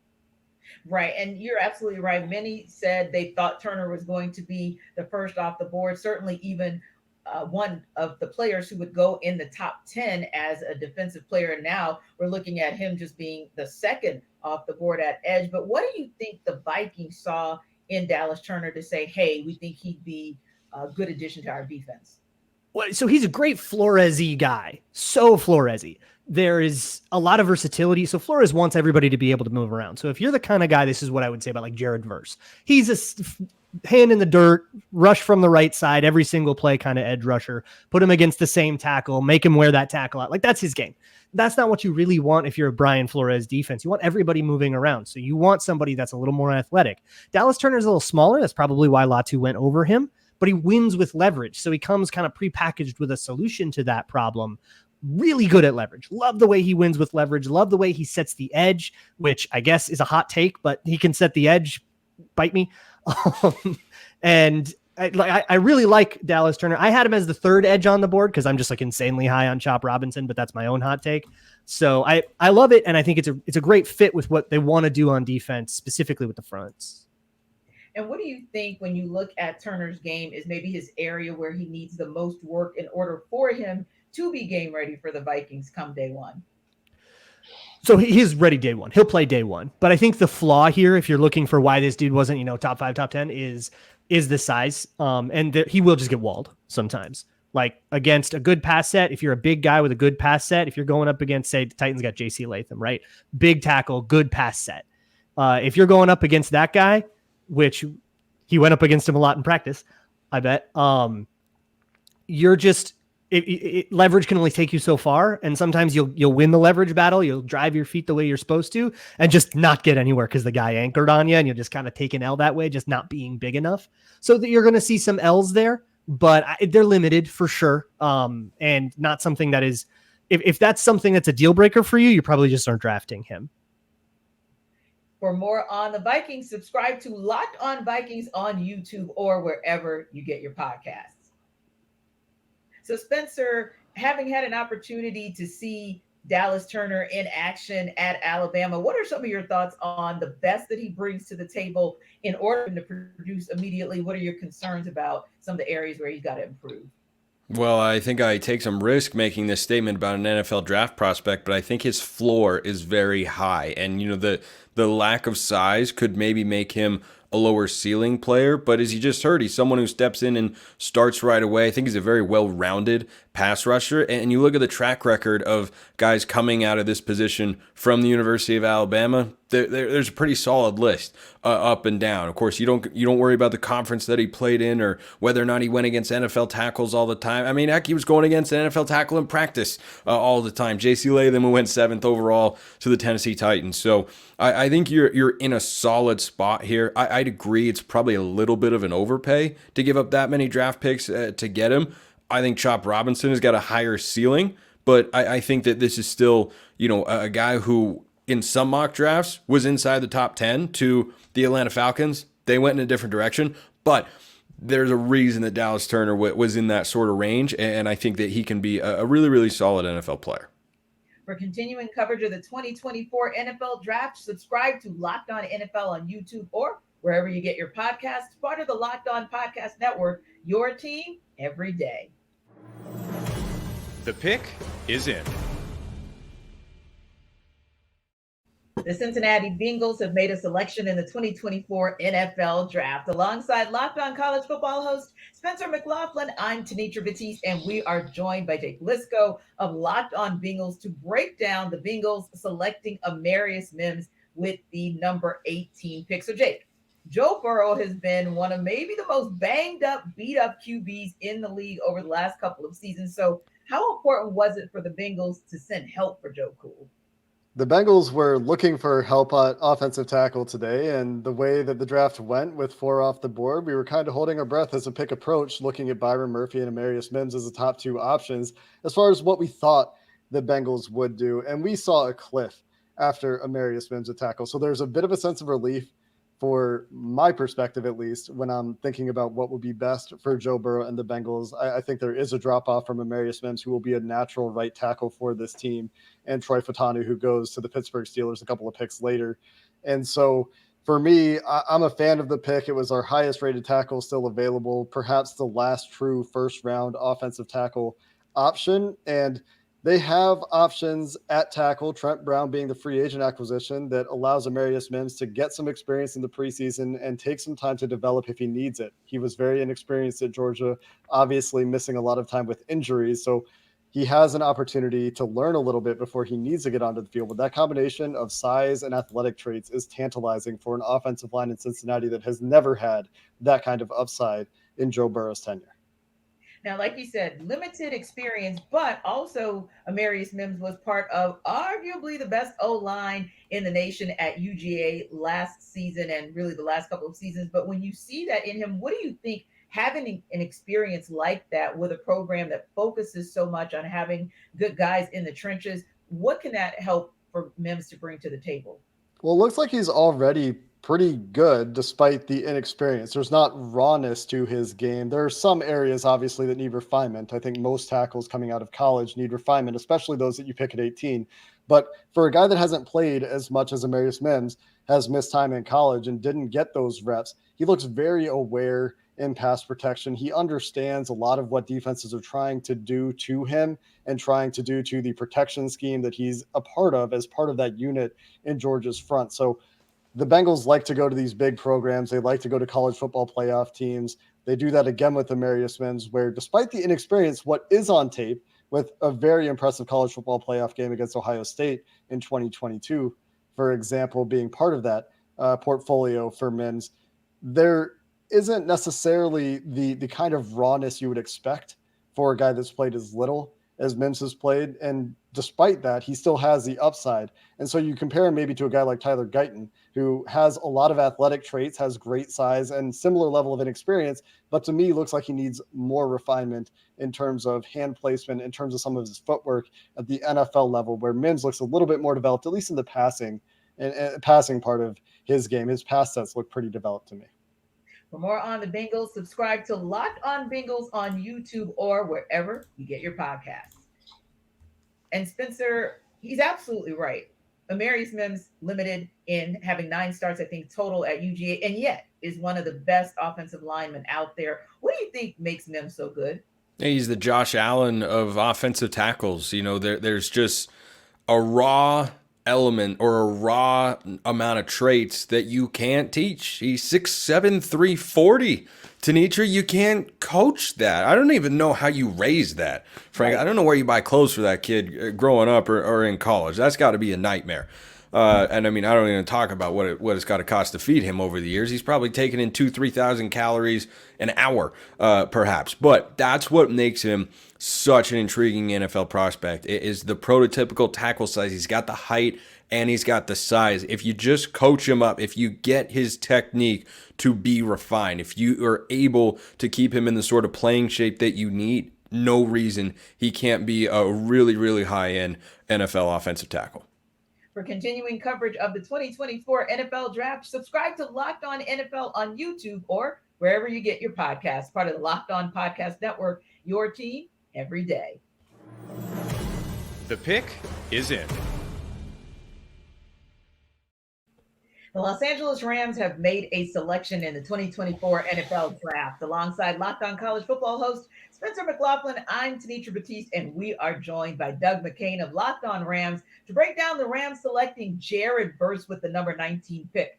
So, Doug, Verse is considered to be one of the most talented edge defenders in this 2024 class. Were you shocked that he fell in the Rams' lap at 19?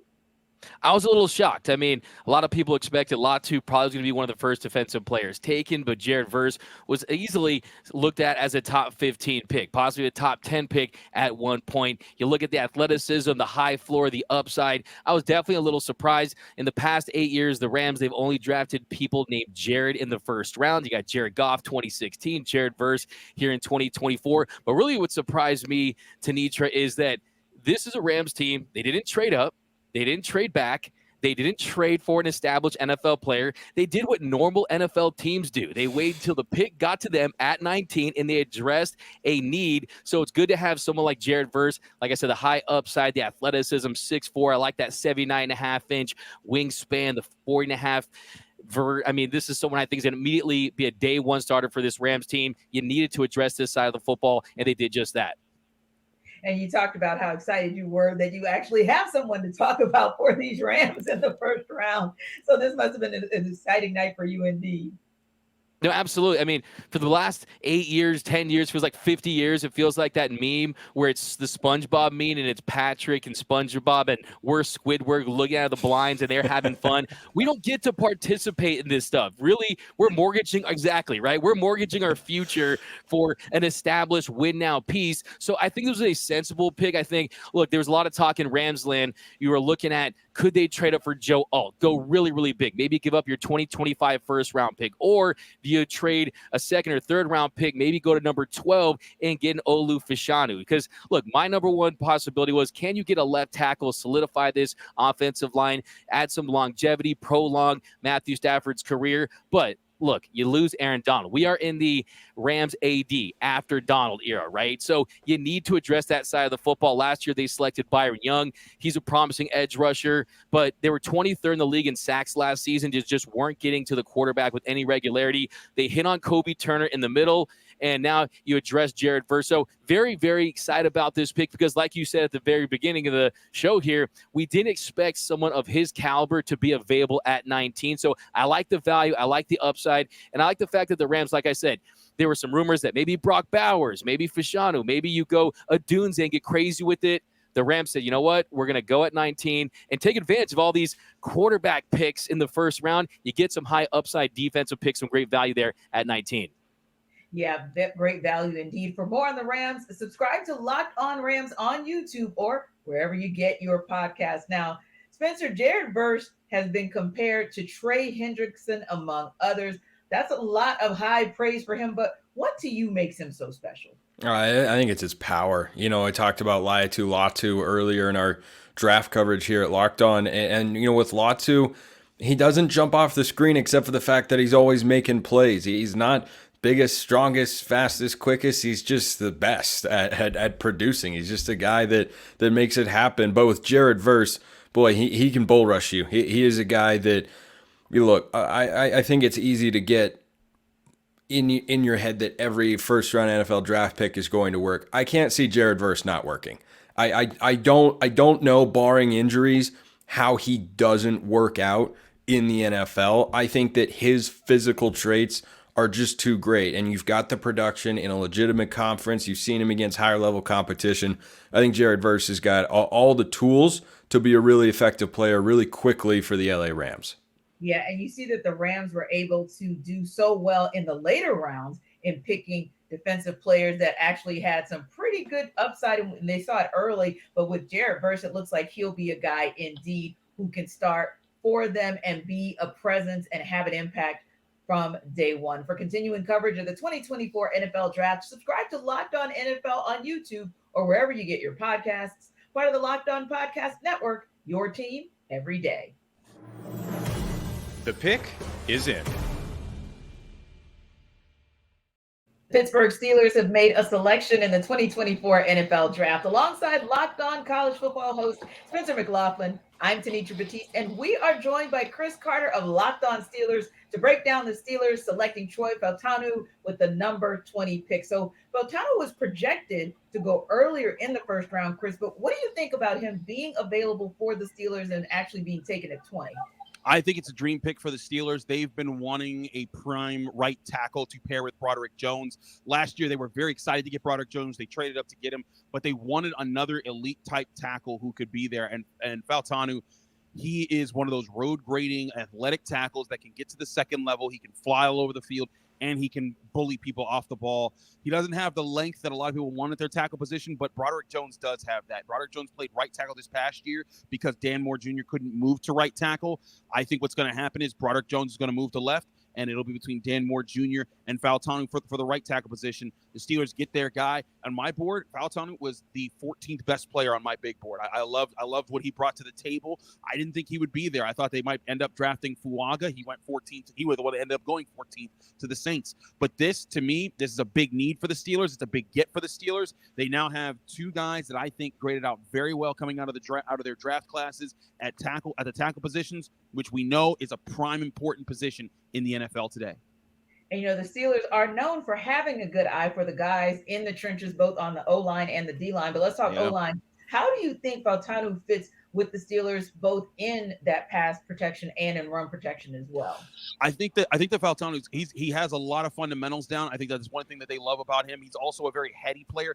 Also, like, I have to say this on top of like the scheme parts of it. It was awesome. It's always awesome to see the emotion from the guys, but Fautanu, you know, he was a Steelers fan growing up because he loved Troy Polamalu. He's talked about he used to wear the Troy Polamalu jersey growing up, you know, being a Samoan heritage. that I think was really special for him to get that moment. But I think that what the Steelers are getting is they're getting a smart, athletic, tough player who can be on the right side. And let's face it, the Steelers just got a new offensive coordinator in Arthur Smith. Arthur Smith is not going to do what he did with the Falcons. I think he's going to try to go back to what he did with the Titans, and that's being a road grading offense. They've got Najee Harris. They've got Jalen Warren. Last year, once Broderick Jones became a consistent starter for the Steelers in Week 10, from that time on, the Steelers had the number 2 rushing offense in the NFL, only behind the Baltimore Ravens, and that's with Dan Moore at left tackle and Mason Cole at center. I still believe the Steelers have a hankering to get a center in this draft class. Maybe even will trade up in the second round to get a Jackson Powers Johnson or a Zach Frazier, depending on who's still available. The first round is still playing out as we're recording this. But getting tackle was the priority over the center, and they got that player in the first round in Faltanu. Now, you talk about an offensive coordinator in Arthur Smith, who's been very successful over the years in developing the O-line. So what do you see maybe as that one area where Smith can develop Otanu for him to be ready for day one? I think the Steelers want to have offensive linemen that move all over the place. If you go back to even how the Steelers ran the ball back when in the Todd Haley days with Le'Veon Bell, you saw offensive linemen pulling from every position. Pouncey and DeCastro would pull at the same time. Marcus Gilbert used to pull. Ramon Foster used to pull. Alejandro Villanueva. And the thing was is that as a defense, you could not predict who was going to pull off of their position and then be turned into a lead blocker. And that made the Steelers' run game of the mid-2010s extremely dangerous. Even when Le'Veon Bell was hurt and they had to go with guys like D'Angelo Williams, I think that's what this offense wants to get back to being. They want to be a dominant run offense that can play off it with the pass. And now that to do that, they had to invest in this offensive line, and they still have to. I still think they need a center. That right now their center, if they started today, would be Nate Herbig. That ain't going to get the job done. They got to go get a plug and play center. I understand that they see a handful of guys being players like that. Zach Frazier, Jackson Powers Johnson, maybe Cedric Van Pran in that list as well. But tackle is the more important position to them because to them, I think they want to get back to what they did in 2010s and where it wasn't exactly the tackle position that they lit it up, but they had 2 to 3 anchors on their offensive lines in their best years there. Marquise Pouncey, David DeCastro, and for a time, Marcus Gilbert before he got injured. I think right now they have 2 anchors for the future and potentially Faltanu and Broderick Jones. Now they want to get one more. They get that guy at the center position. I think this offensive line's raring to go, and it changes everything about the outlook of this team. For more on the Steelers, subscribe to Locked On Steelers on YouTube or wherever you get your podcast. And when we look at him, Spencer, what do you think is the best side of what Fatanu has to offer? I think his athleticism is off the charts. You look at the way he pulls off the offensive line to go kick out on a linebacker, safety, or God bless a corner that has to get in the way of him coming out on the edge. He is a crazy good athlete. Now, he's not the longest guy that you're going to have playing at a tackle position. I wonder if the Steelers decide to slide him to guard. I can't say I know, as well as Chris does what their needs are in the interior, but certainly he's someone who has that sort of positional versatility. He moved between left and right tackle during his time at Washington, played mostly left this past season, but I think he's a guy that, can just clear people out of the way in the run game. And when he's able to really set his feet and explode off the line of scrimmage, he's a really, really good player, and I think his athleticism, again, is what makes him an elite prospect. For continuing coverage of the 2024 NFL Draft, subscribe to Locked On NFL on YouTube or wherever you get your podcasts. Part of the Locked On Podcast Network, your team every day. This NFL Draft Special is brought to you by our friends at Monopoly Go. Look, I've got a competitive side. We're talking NFL Draft after all. They've all got competitive sides, and I know my competitive side absolutely loves Monopoly Go. It's a mobile hit twist to the classic Monopoly board game that you know and love.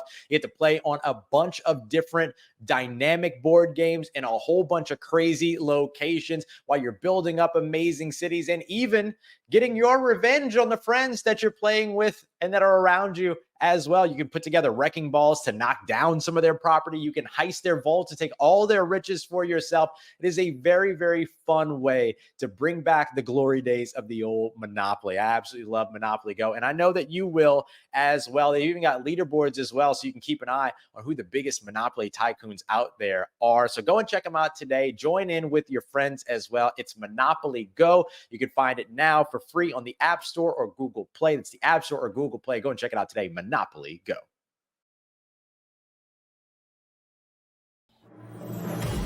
The pick is in.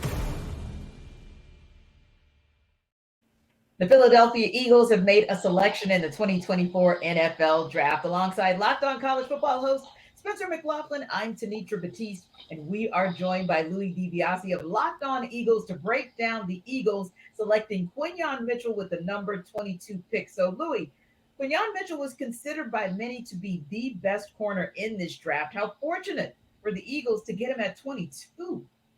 It's unbelievable. I honestly thought Quinyon Mitchell was somebody they'd have to trade up at least into the top 15 for. I was projecting a trade at 12 with the Denver Broncos that might have to include one of their second-round picks at 50 or 53 overall. The fact that they got the best corner in this draft, in my opinion, at 22nd overall is an absolute steal. But that's just how the board fell. This draft was offense-heavy, tackles, receivers, and quarterbacks. It was a perfect year for the Eagles to need defense in the first round, and this is the first time Howie Roseman took a corner on day one. Can't believe I thought I'd see the day, never, and we actually got it tonight, and I'm ecstatic.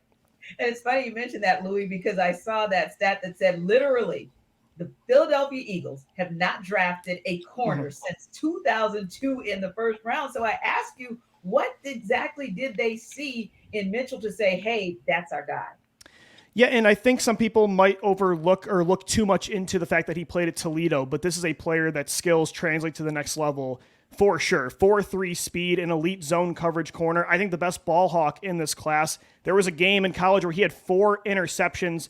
Also showed at the Senior Bowl this year that he can play press man against some of the best receivers in football. I just think his game translates so well. And in a modern day NFL where teams have 2 to 3 star receivers at a time, you need to have speed and long-term sustainability at a very important position. So Terrion Arnold from Alabama was a really good corner too. It was probably 1A, 1B versus 1 and 2.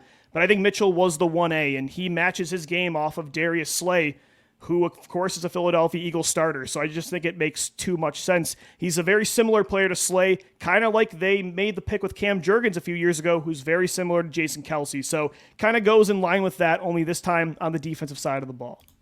And speaking of the long term, and also speaking of Darius Slay, you kind of look at him and James Bradbury, they're getting a little bit older there. So what do you see in a guy like Mitchell who can bring something to that Eagles secondary and be, as you just mentioned, a part of that succession plan for him? Yeah, and look, this succession plan is not a long-term thing only. This is going to be for the short term as well. In 2024, I expect him to start. James Bradbury, not only over 30 years old, but coming off the worst year of his career. And Darius Slay, I can't imagine will be in Philadelphia for more than another year or two. So they're going to need Quinyon Mitchell right away to play. And they've got some other good young pieces like Keely Ringo and Isaiah Rodgers, who was reinstated to the league this week. But Mitchell is going to be relied on heavily this year to cover the best of the best at wide receiver. For more on the Eagles, subscribe to Locked On Eagles on YouTube or wherever you get your podcasts. So, Spencer, we were kind of surprised as well because we saw Quinyon Mitchell go at 22 and we're thinking, wow, this guy is some type of talent. And I feel like the Philadelphia Eagles got a steal, but what exactly do you see them getting, especially in a player who played at Toledo, and maybe a lot of people don't know what Quinyon Mitchell brings to the table?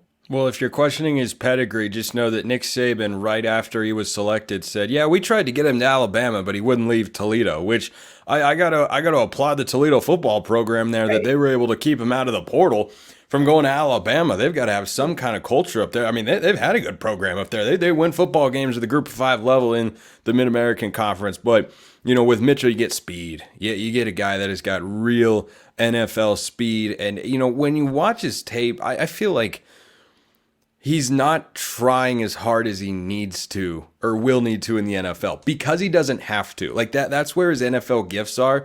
I felt like there were only a couple sequences you would watch on his highlight reels where you're going, oh yeah, there's the maximum effort. There's what he looks like playing at full speed. Every other time, I think he just outclassed the competition that he was going up against because guess what?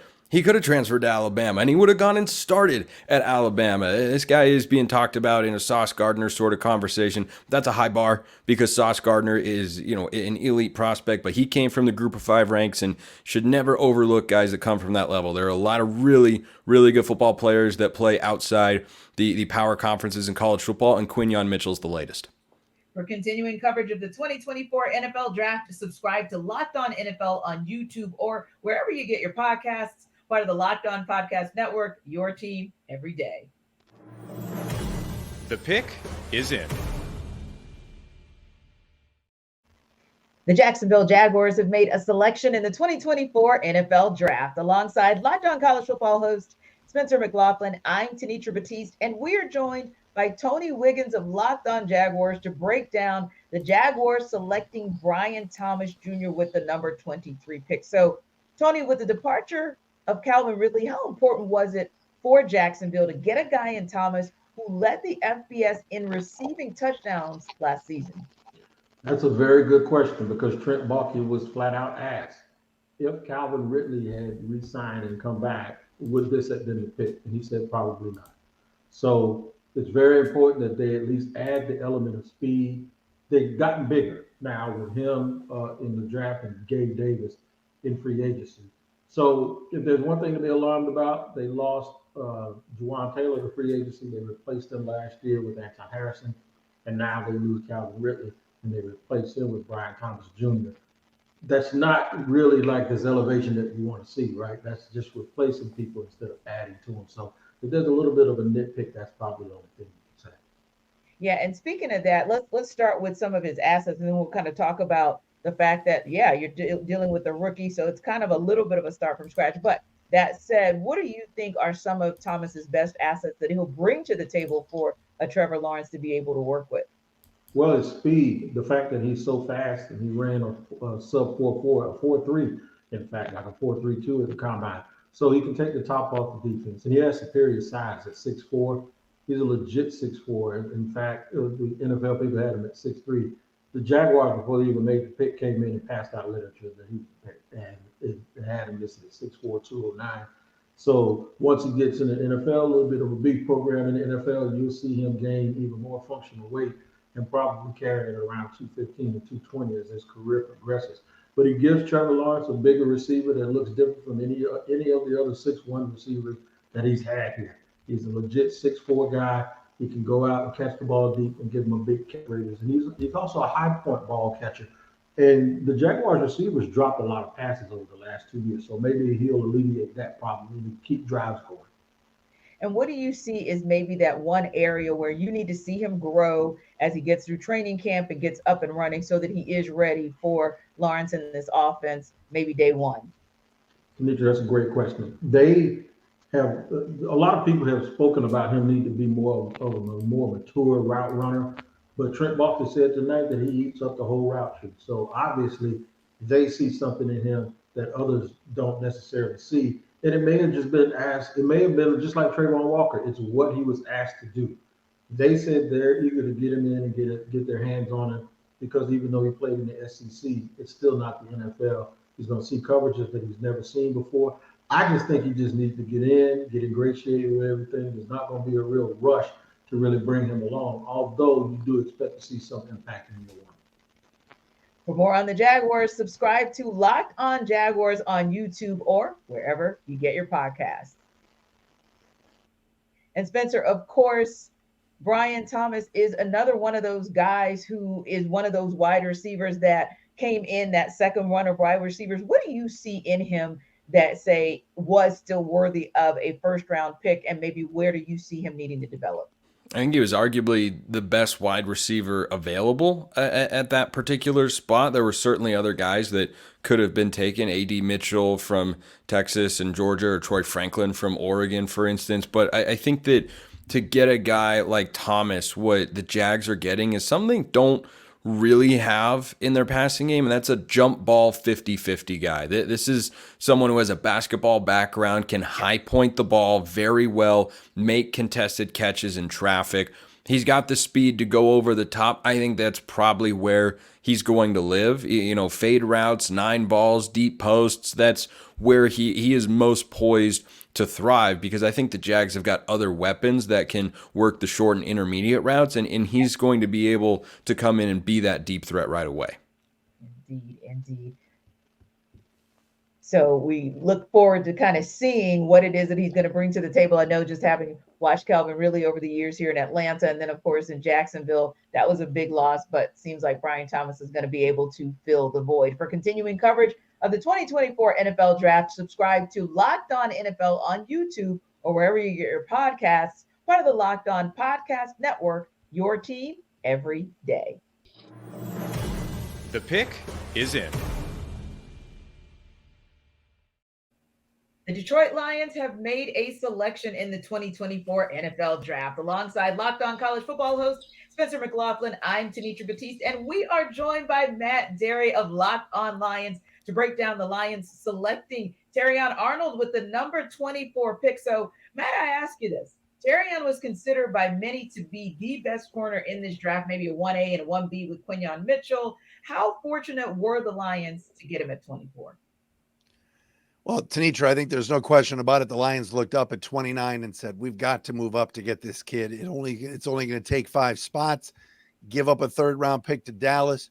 You take Terrion Arnold before Green Bay can get him, right? Because the Packers need a corner in their division. So I think the Lions felt like, wait a minute, we're getting to 24 here. There's no way he's still there. Football character is what I've heard from some Lions people texting me tonight. They love his football character. You saw the interview he did with Stacey Dales at the Combine, talking about his mother.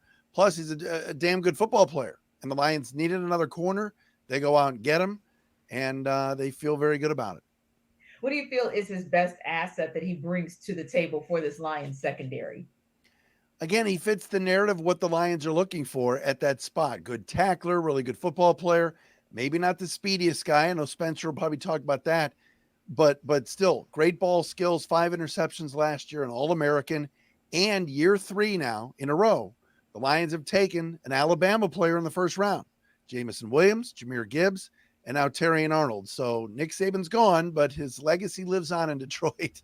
Yeah, and it seems to be working for the Lions, no doubt. So when you look at him with so much that he brings to the table, as you just mentioned, what's maybe that one area where you want to see Terrion improve so that if necessary, he's ready for the Lions day one?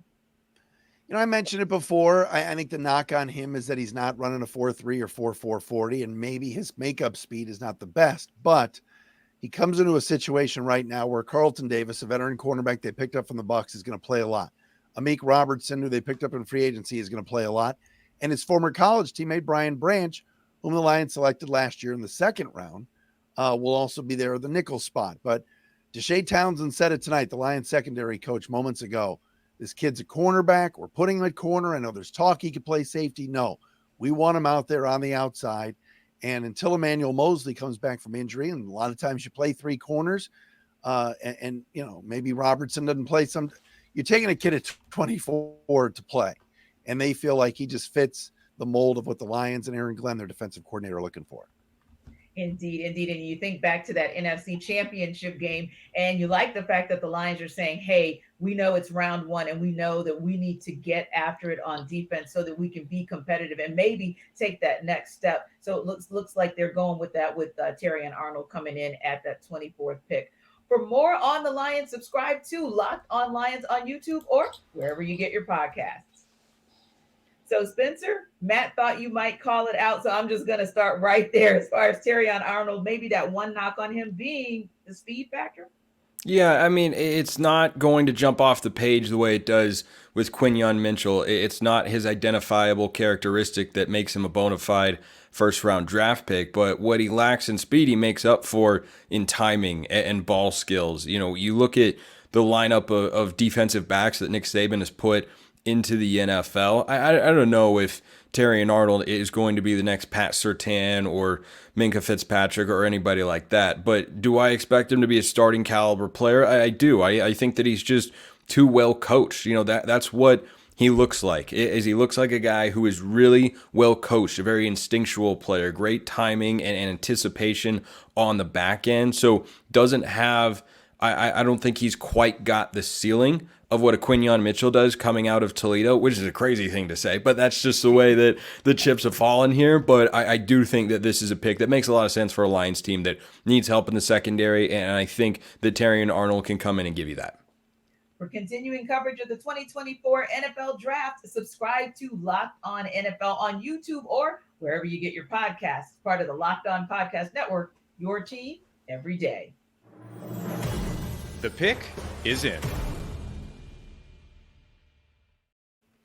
The Green Bay Packers have made a selection in the 2024 NFL Draft. Alongside Locked On College Football host Spencer McLaughlin. I am Tenitra Batiste, and we are joined by Peter Bukowski of Locked On Packers to break down the Packers selecting Jordan Morgan with the 25th pick. So, Peter, Jordan started 37 games at left tackle at Arizona, but he is expected to maybe make a move inside. What do you think the Packers see in him to make them feel he'd be successful in making that switch? Yeah, I think he is a better guard than tackle. I'm not sure the Packers feel that way. They have not taken an interior offensive lineman in the first round since Ross Verba. So we're talking about almost 30 years since they've done that.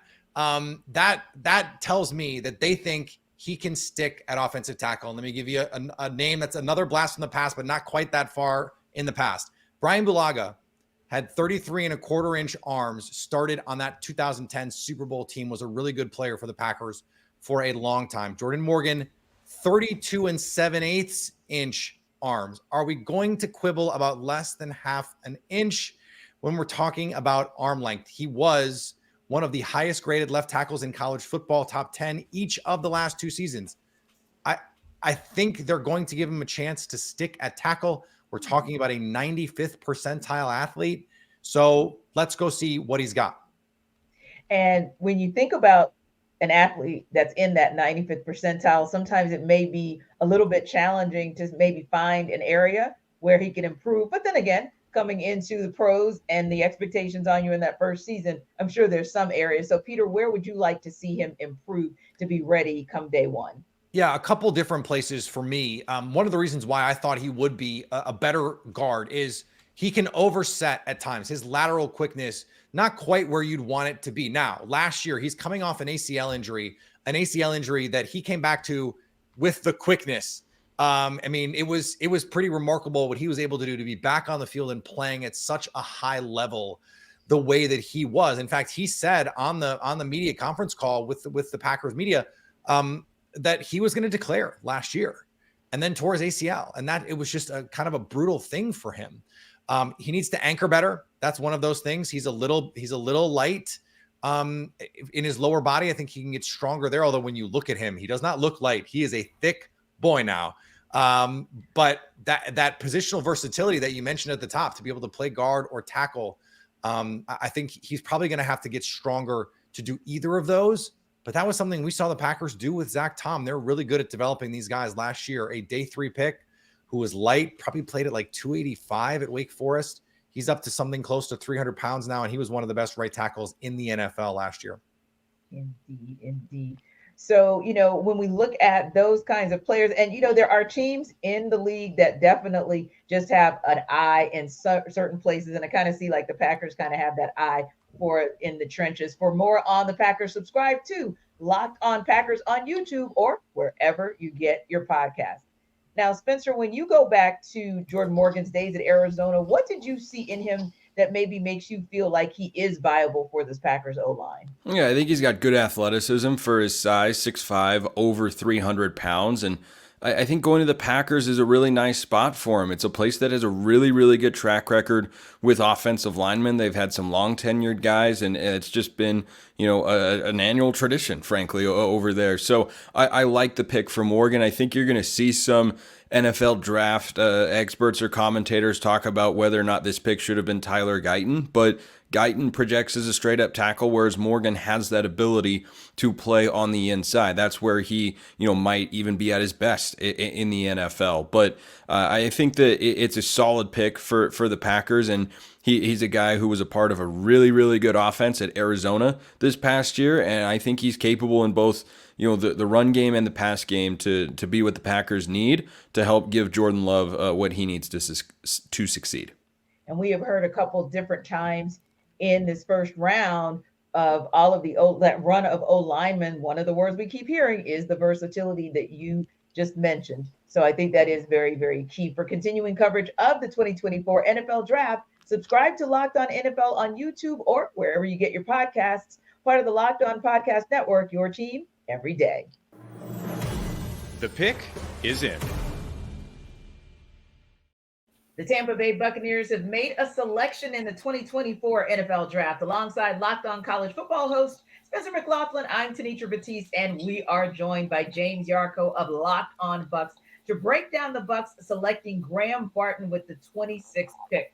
So, James, with Barton having played 34 games at left tackle for Duke, what made the Bucs confident that they could develop him into maybe a starter at center?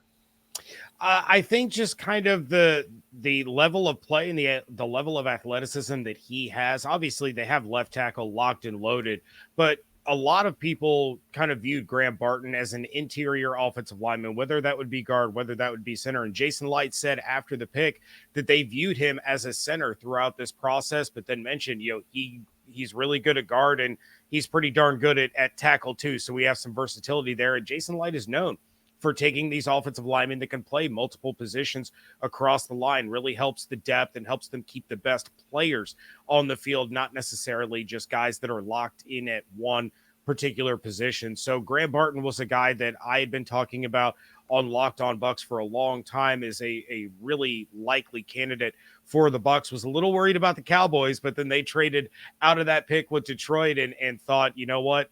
To me, it was either Graham Barton or Jerzon Newton, and Graham Barton was the slam dunk pick. And for you, talking about him and really kind of watching him for a while now, what was it, James, that you saw in Barton that made you think, wow, he's a great fit for what this Bucs organization wants to do?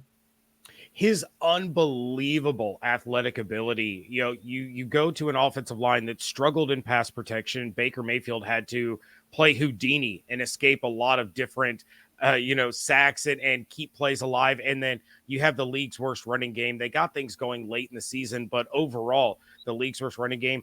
Barton's ability to be able to break off the initial contact, get to the second level and become a lead blocker for these running backs, has been incredibly impressive. And now he's a guy with his strength, with his athleticism, and most importantly, his intelligence to be able to anchor that line. Now you have a guy that looks to have all the makings of a potential Pro Bowl center that also allows the Bucs to slide Robert Hainsey back to the position where he excelled at Notre Dame at guard alongside of Tristan Wirfs. So now you have essentially the 5 best athletes out there on the field to protect Baker Mayfield, to open up running lanes for Rachaad White and Chase Edmonds, and really just flip this offensive line completely on its head compared to what we saw last year. Yeah, you're absolutely right. Going back a couple of seasons, seeing what that run game was, even seeing it up front in the NFC South, but also seeing the protection that Tom Brady was given, that the O-line has been a strength of the Bucs that I'm sure they want to get back to. So when you look at Barton possibly starting at center, what's maybe one area you want to see him improve in so he'll be ready day one? It has to be the strength. To be able to withstand the bull rush. That's really where he struggles a lot, is when these bigger, stronger guys have that bull rush. He seems to be, a little hesitant and it costs him. So really to me, that's more of a mentality thing, is being able to have confidence in his own abilities to withstand that bull rush. I think that's really the weakest part of his game right now.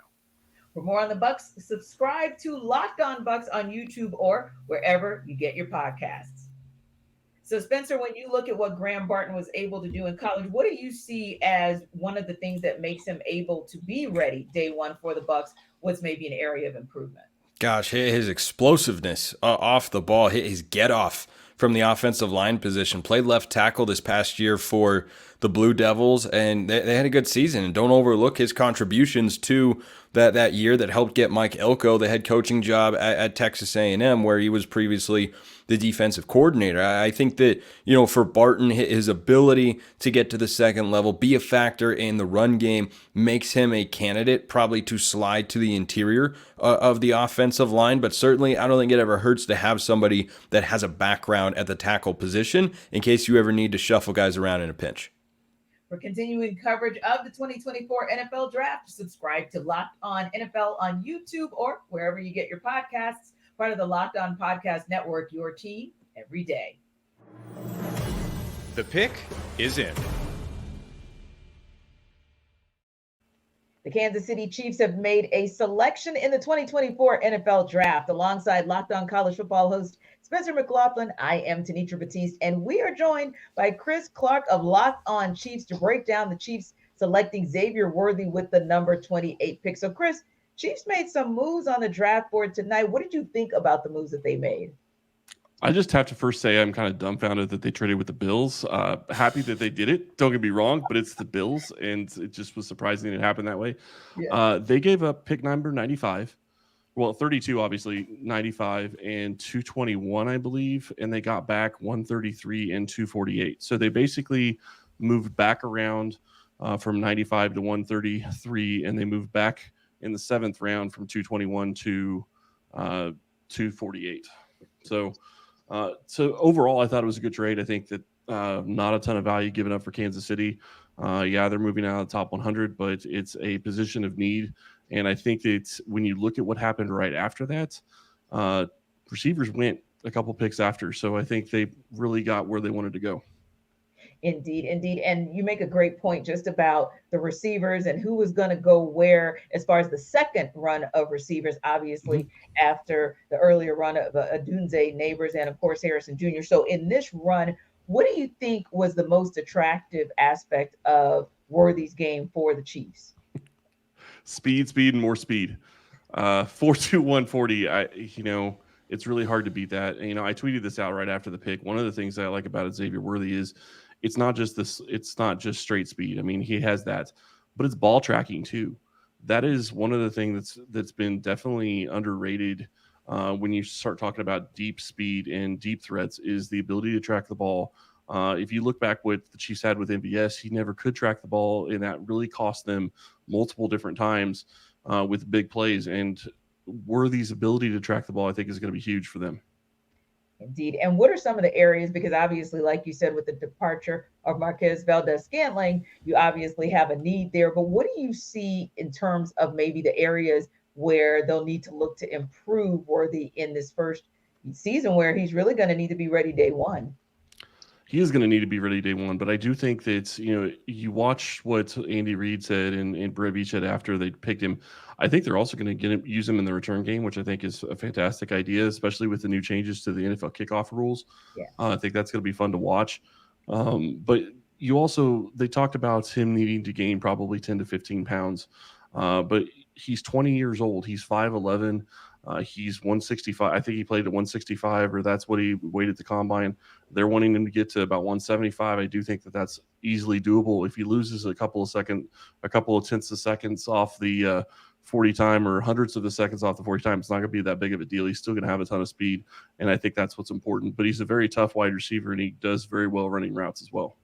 Yeah, and that obviously would make him even more durable. For more on the Chiefs, subscribe to Locked On Chiefs on YouTube or wherever you get your podcasts. So, Spencer, when you look back at what Worthy was able to do in his college days, what would you say was the most impressive thing that you saw him do during his days at Texas? His introduction to the college football world was taking a bubble screen, running through 3 Oklahoma defenders, one with a stiff arm, ran through 2 with straight speed, and then took it 70 yards to the house. That was like the first play of the game of the Red River Showdown a couple of years ago. That's Xavier Worthy in a nutshell. Like that. That's just what he brings to the table. And could it be a more perfect fit? You're talking about a guy whose skills are ball tracking, elite speed, take the top off of defense.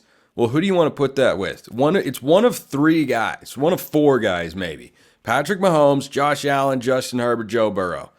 Those are the guys. And he's with, maybe the best quarterback we've ever seen, who's got quite the deep ball. I think this is going to give shades of Tyreek Hill on the Chiefs, and I think he's a real player for him as they go for their 3rd straight Super Bowl. I don't see how he's not involved with the offense. I'm just going to give you 3 words as we wrap up: embarrassment of riches. For continuing coverage of the 2024 NFL Draft, subscribe to Locked On NFL on YouTube or wherever you get your podcasts. Part of the Locked On Podcast Network, your team every day. The pick is in.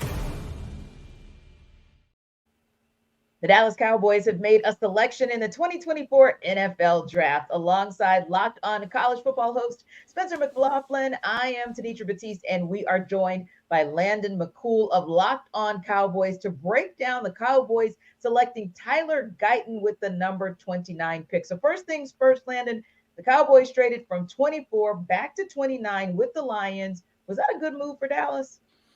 Yeah, I mean, I think it really was. I mean, the Cowboys were hoping to get a trade back offer, and I think if you had told them that they were able to get a fourth round pick, the fourth round that they had to trade for Trey Lance back, they would have been thrilled. The fact that they were able to get a third round, and not even just a third round, but a high third round pick, I think they're really thrilled to get that, and I think it was a huge part of the value that the Cowboys were able to get in the first day.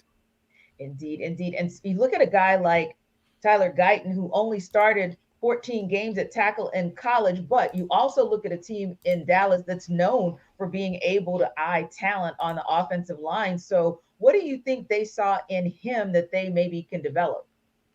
Yeah, I mean, I think a lot of people kind of saw the raw athletic ability that this kid has, and he's just one of these that a high upside was the term thrown around a lot with this kid.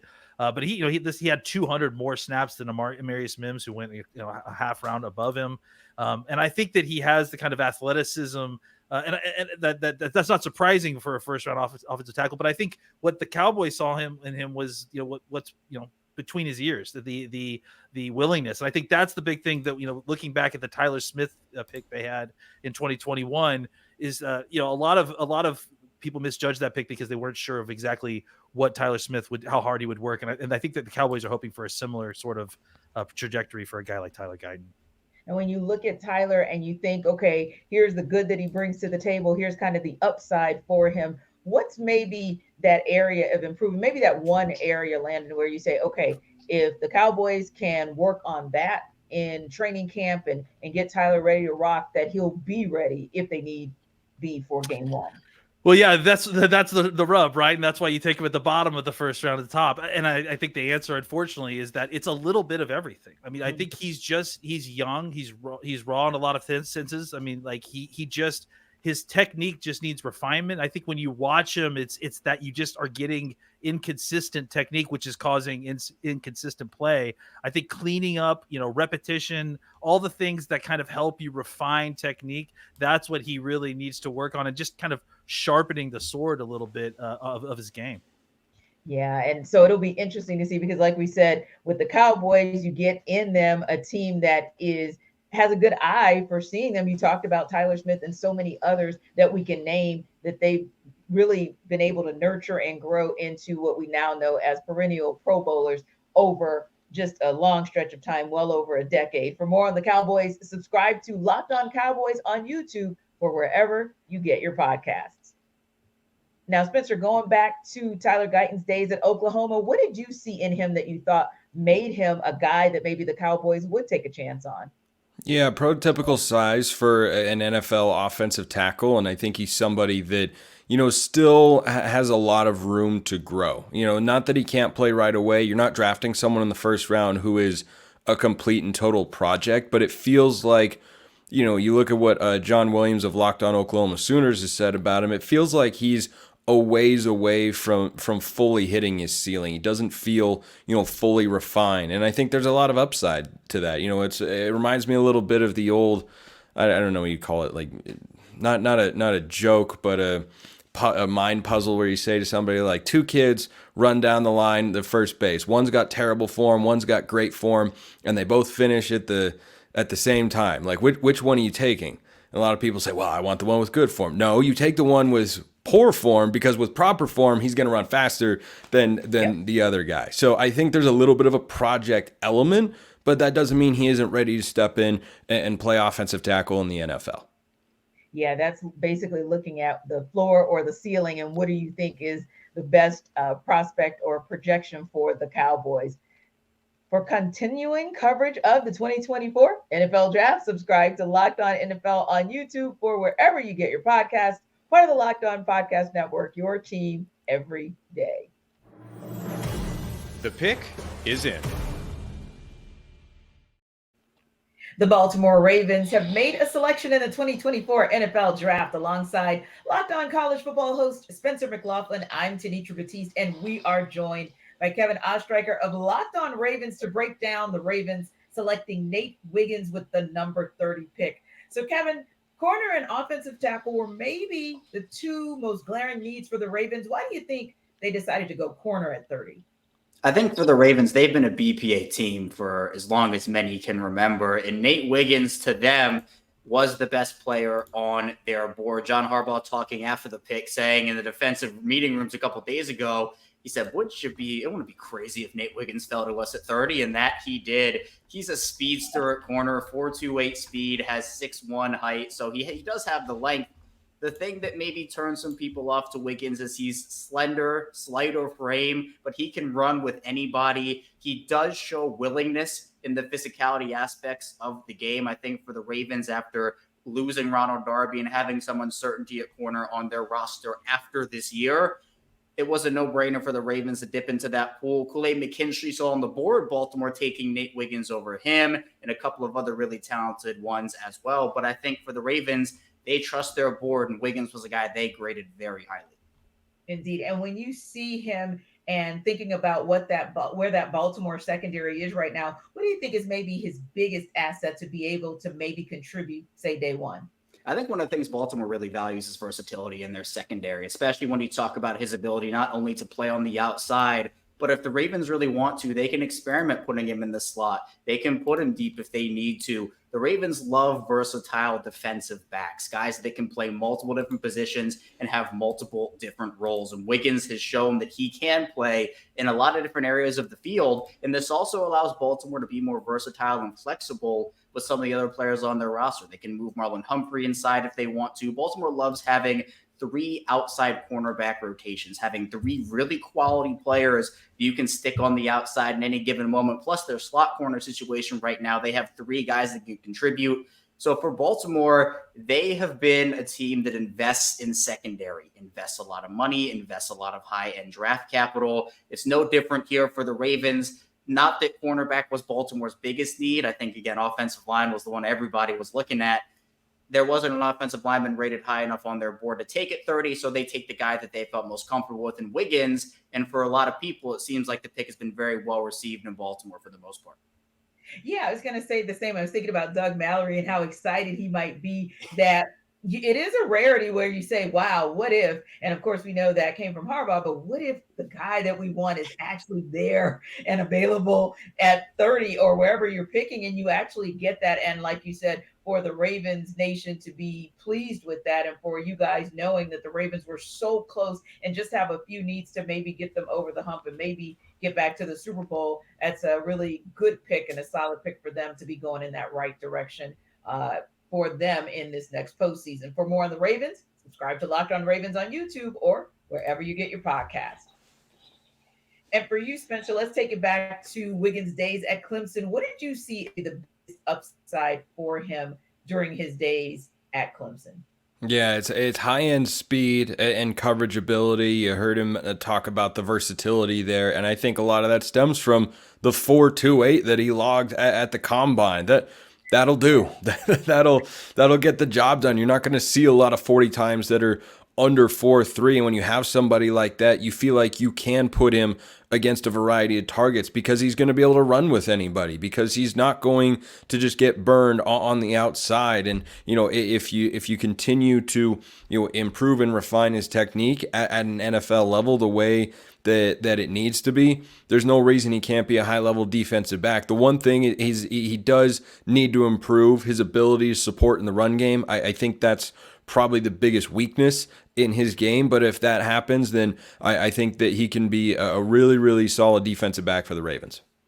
And he will need to be, because when you look at that competition, of course, I'm thinking about what goes on with the Cincinnati Bengals and with the Cleveland Browns, and maybe an outside chance that Pittsburgh will get its offense together. It'll be good for the Ravens to shore up. Well, and don't forget the Chiefs.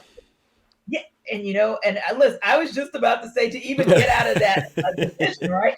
It's going to be a challenge, and then like you said, you've got to then face off against the Chiefs. For continuing coverage of the 2024 NFL Draft, subscribe to Locked On NFL on YouTube or wherever you get your podcasts. Part of the Locked On Podcast Network, your team every day. The pick is in. The San Francisco 49ers have made a selection in the 2024 NFL Draft alongside Locked On College Football host Spencer McLaughlin. I am Tenitra Batiste, and we're joined by Eric Crocker of Locked On 49ers to break down the 49ers selecting Ricky Pearsall with the number 31 pick. So, Eric, how did the uncertainty of Brandon Ayuk's future with the 49ers maybe play into the decision of them drafting Pearsall? I actually think it was pretty big. You know, you kind of look at this pick, and a lot of people feel like it was a reach. I kind of look at it from the perspective of the 49ers. You're drafting at 31, and then you don't draft again until what, pick 36. So you have to figure out kind of, or excuse me, 30, 64, 63, whatever that second round pick is, late in the second round. But what is that sweet spot for drafting a guy that potentially is someone, and I don't like to use the word replace Brandon Ayuk because of how productive he has been as a 49er, but kind of find a guy that fits that role. And I think Ricky Pearsall does it, but I do think that Brandon Ayuk had a big hand in the 49ers selecting this guy and what's happening with his situation as a 49er. Indeed. And speaking of that, when you look at Pearsall, what for you makes him so special and someone who could be viable for this 49ers offense? You know, I liked him. I was a guy who, you know, mocked Ricky Pearsall to the 49ers. Just earlier Thursday morning, I had the 49ers taking him in the second round.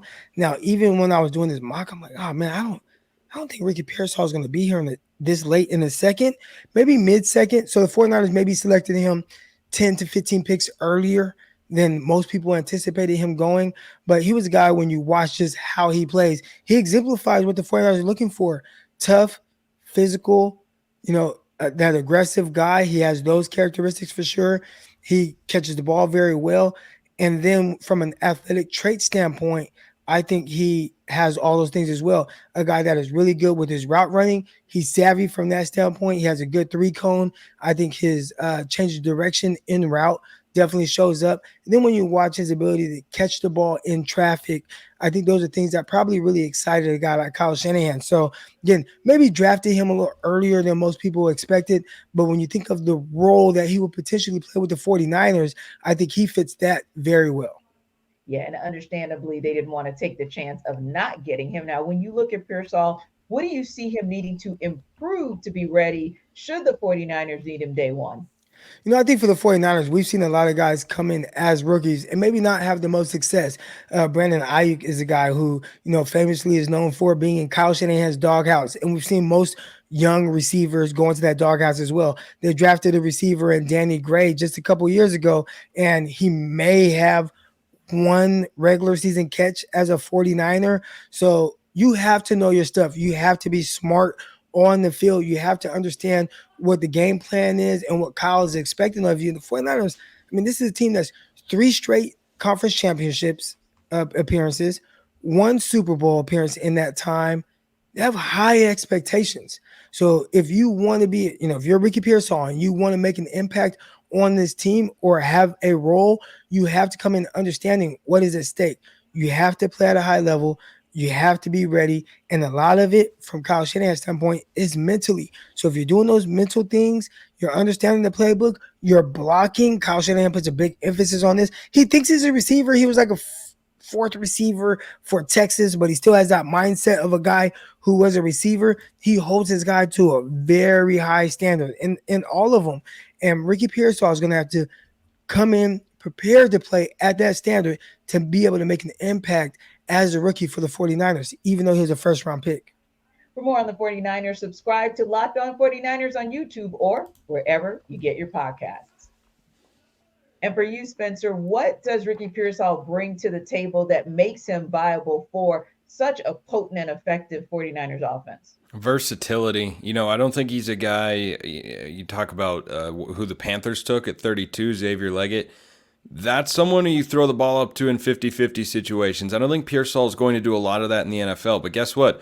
Kyle Shanahan's offense doesn't do that hardly at all. He schemes guys open, gets them the ball in creative ways, and this is a guy who is not just comfortable in gadget situations, whether it's reverse, fly sweep, screen pass, whatever you want to draw up there. He excels at it, and I think that's why the 49ers ended up taking him in the first round when he had plus 2,000 odds to be a first-round draft pick, according to FanDuel. And I think that's why he moved into that category, because Kyle Shanahan looked at him and said, I can get creative with that guy, and that's a weapon for him to use. For continuing coverage of the 2024 NFL Draft, subscribe to Locked On NFL on YouTube or wherever you get your podcasts. Part of the Locked On Podcast Network, your team every day. The pick is in. The Carolina Panthers have made a selection in the 2024 NFL Draft. Alongside Locked On College Football host Spencer McLaughlin, I'm Tanitra Batiste, and we are joined by Julian Council of Locked On Panthers to break down the Panthers selecting Xavier Legette with the number 32 pick. So, Julian, you were thinking we were going to have this combo maybe on day 2, but here we are. So how shocked were you? How surprised were you that the Panthers got back into round 1 to make this pick? I was very surprised. I was not expecting this at all. Now, I'm not surprised by the selection. Like you talked about, we were going to have this conversation on Friday evening. I thought we were going to have the conversation about the Panthers potentially selecting Xavier Legette. The only logic to doing this is the 5th-year option. That's basically it to me at this point in time. They give up a 5th-round pick and get a 6th-round pick in exchange. Dan Morgan, who's the GM now here in Carolina, came from Buffalo where he worked with Brandon Beane, who's a GM there in Buffalo. So they were able to get a nice little deal together for the Panthers to move up 1 spot to get Legette. That's the only reason this makes any sense at all. Now, is it the player the Panthers should have taken? There's certainly some debate about that as guys like A.D. Mitchell from Texas are on the board, Ladd McConkey from Georgia, some names that we talk about. Just like Xavier Legette, who the Panthers clearly were interested in, had a large contingent down in Columbia, South Carolina, not too far from Charlotte. So I wouldn't be surprised. It's only an hour and a half. You might as well get down there and check out a pro day for a player who could be there at 33, or as you see, they moved to 32 for. So I'm surprised that it happened tonight, but I'm not surprised necessarily that the pick is Xavier Legette here in Carolina. Yeah, but you make a good point about the fact that there is an A.D. Mitchell, there is a Ladd McConkey. So why Xavier Legette? What did they see in him that was so special? Well, you look at him, he's a physical specimen. And this is a coaching staff now with Dave Canales who come here to Carolina that have roots deep rooted in Seattle. Like the offensive coaching staff, majority of them were there in Seattle under Pete Carroll. A player that they compare A.D. Mitchell to and Dane Brugler of the Athletic compared to is DK Metcalf. Now, when you look at college, Legette was not the same player as Metcalf was back at Ole Miss. Metcalf was a stud of A.J. Brown in that offense, and Legette for 4 years did absolutely nothing at South Carolina. I understand that he had some issues where he lost both his parents, had a motorcycle accident, and until this past season at South Carolina where he blew up, he was a player who did not produce, but he is 6'1", 217, has the speed, has the side, the physicality, and he said today after being selected, this is a man's game, and I'm a man. And looking at him, absolutely that is the case. They look at him as someone who can come in, who can be that physical specimen and can be able to make some plays. He's explosive. That's why they like him compared, I guess, A.D. Mitchell or Ladd McConkey and some of the other guys that were available there to them at 32. And hey, you get Bryce Young a weapon, and that's all good. For more on the Panthers, subscribe to Locked On Panthers on YouTube or wherever you get your podcast.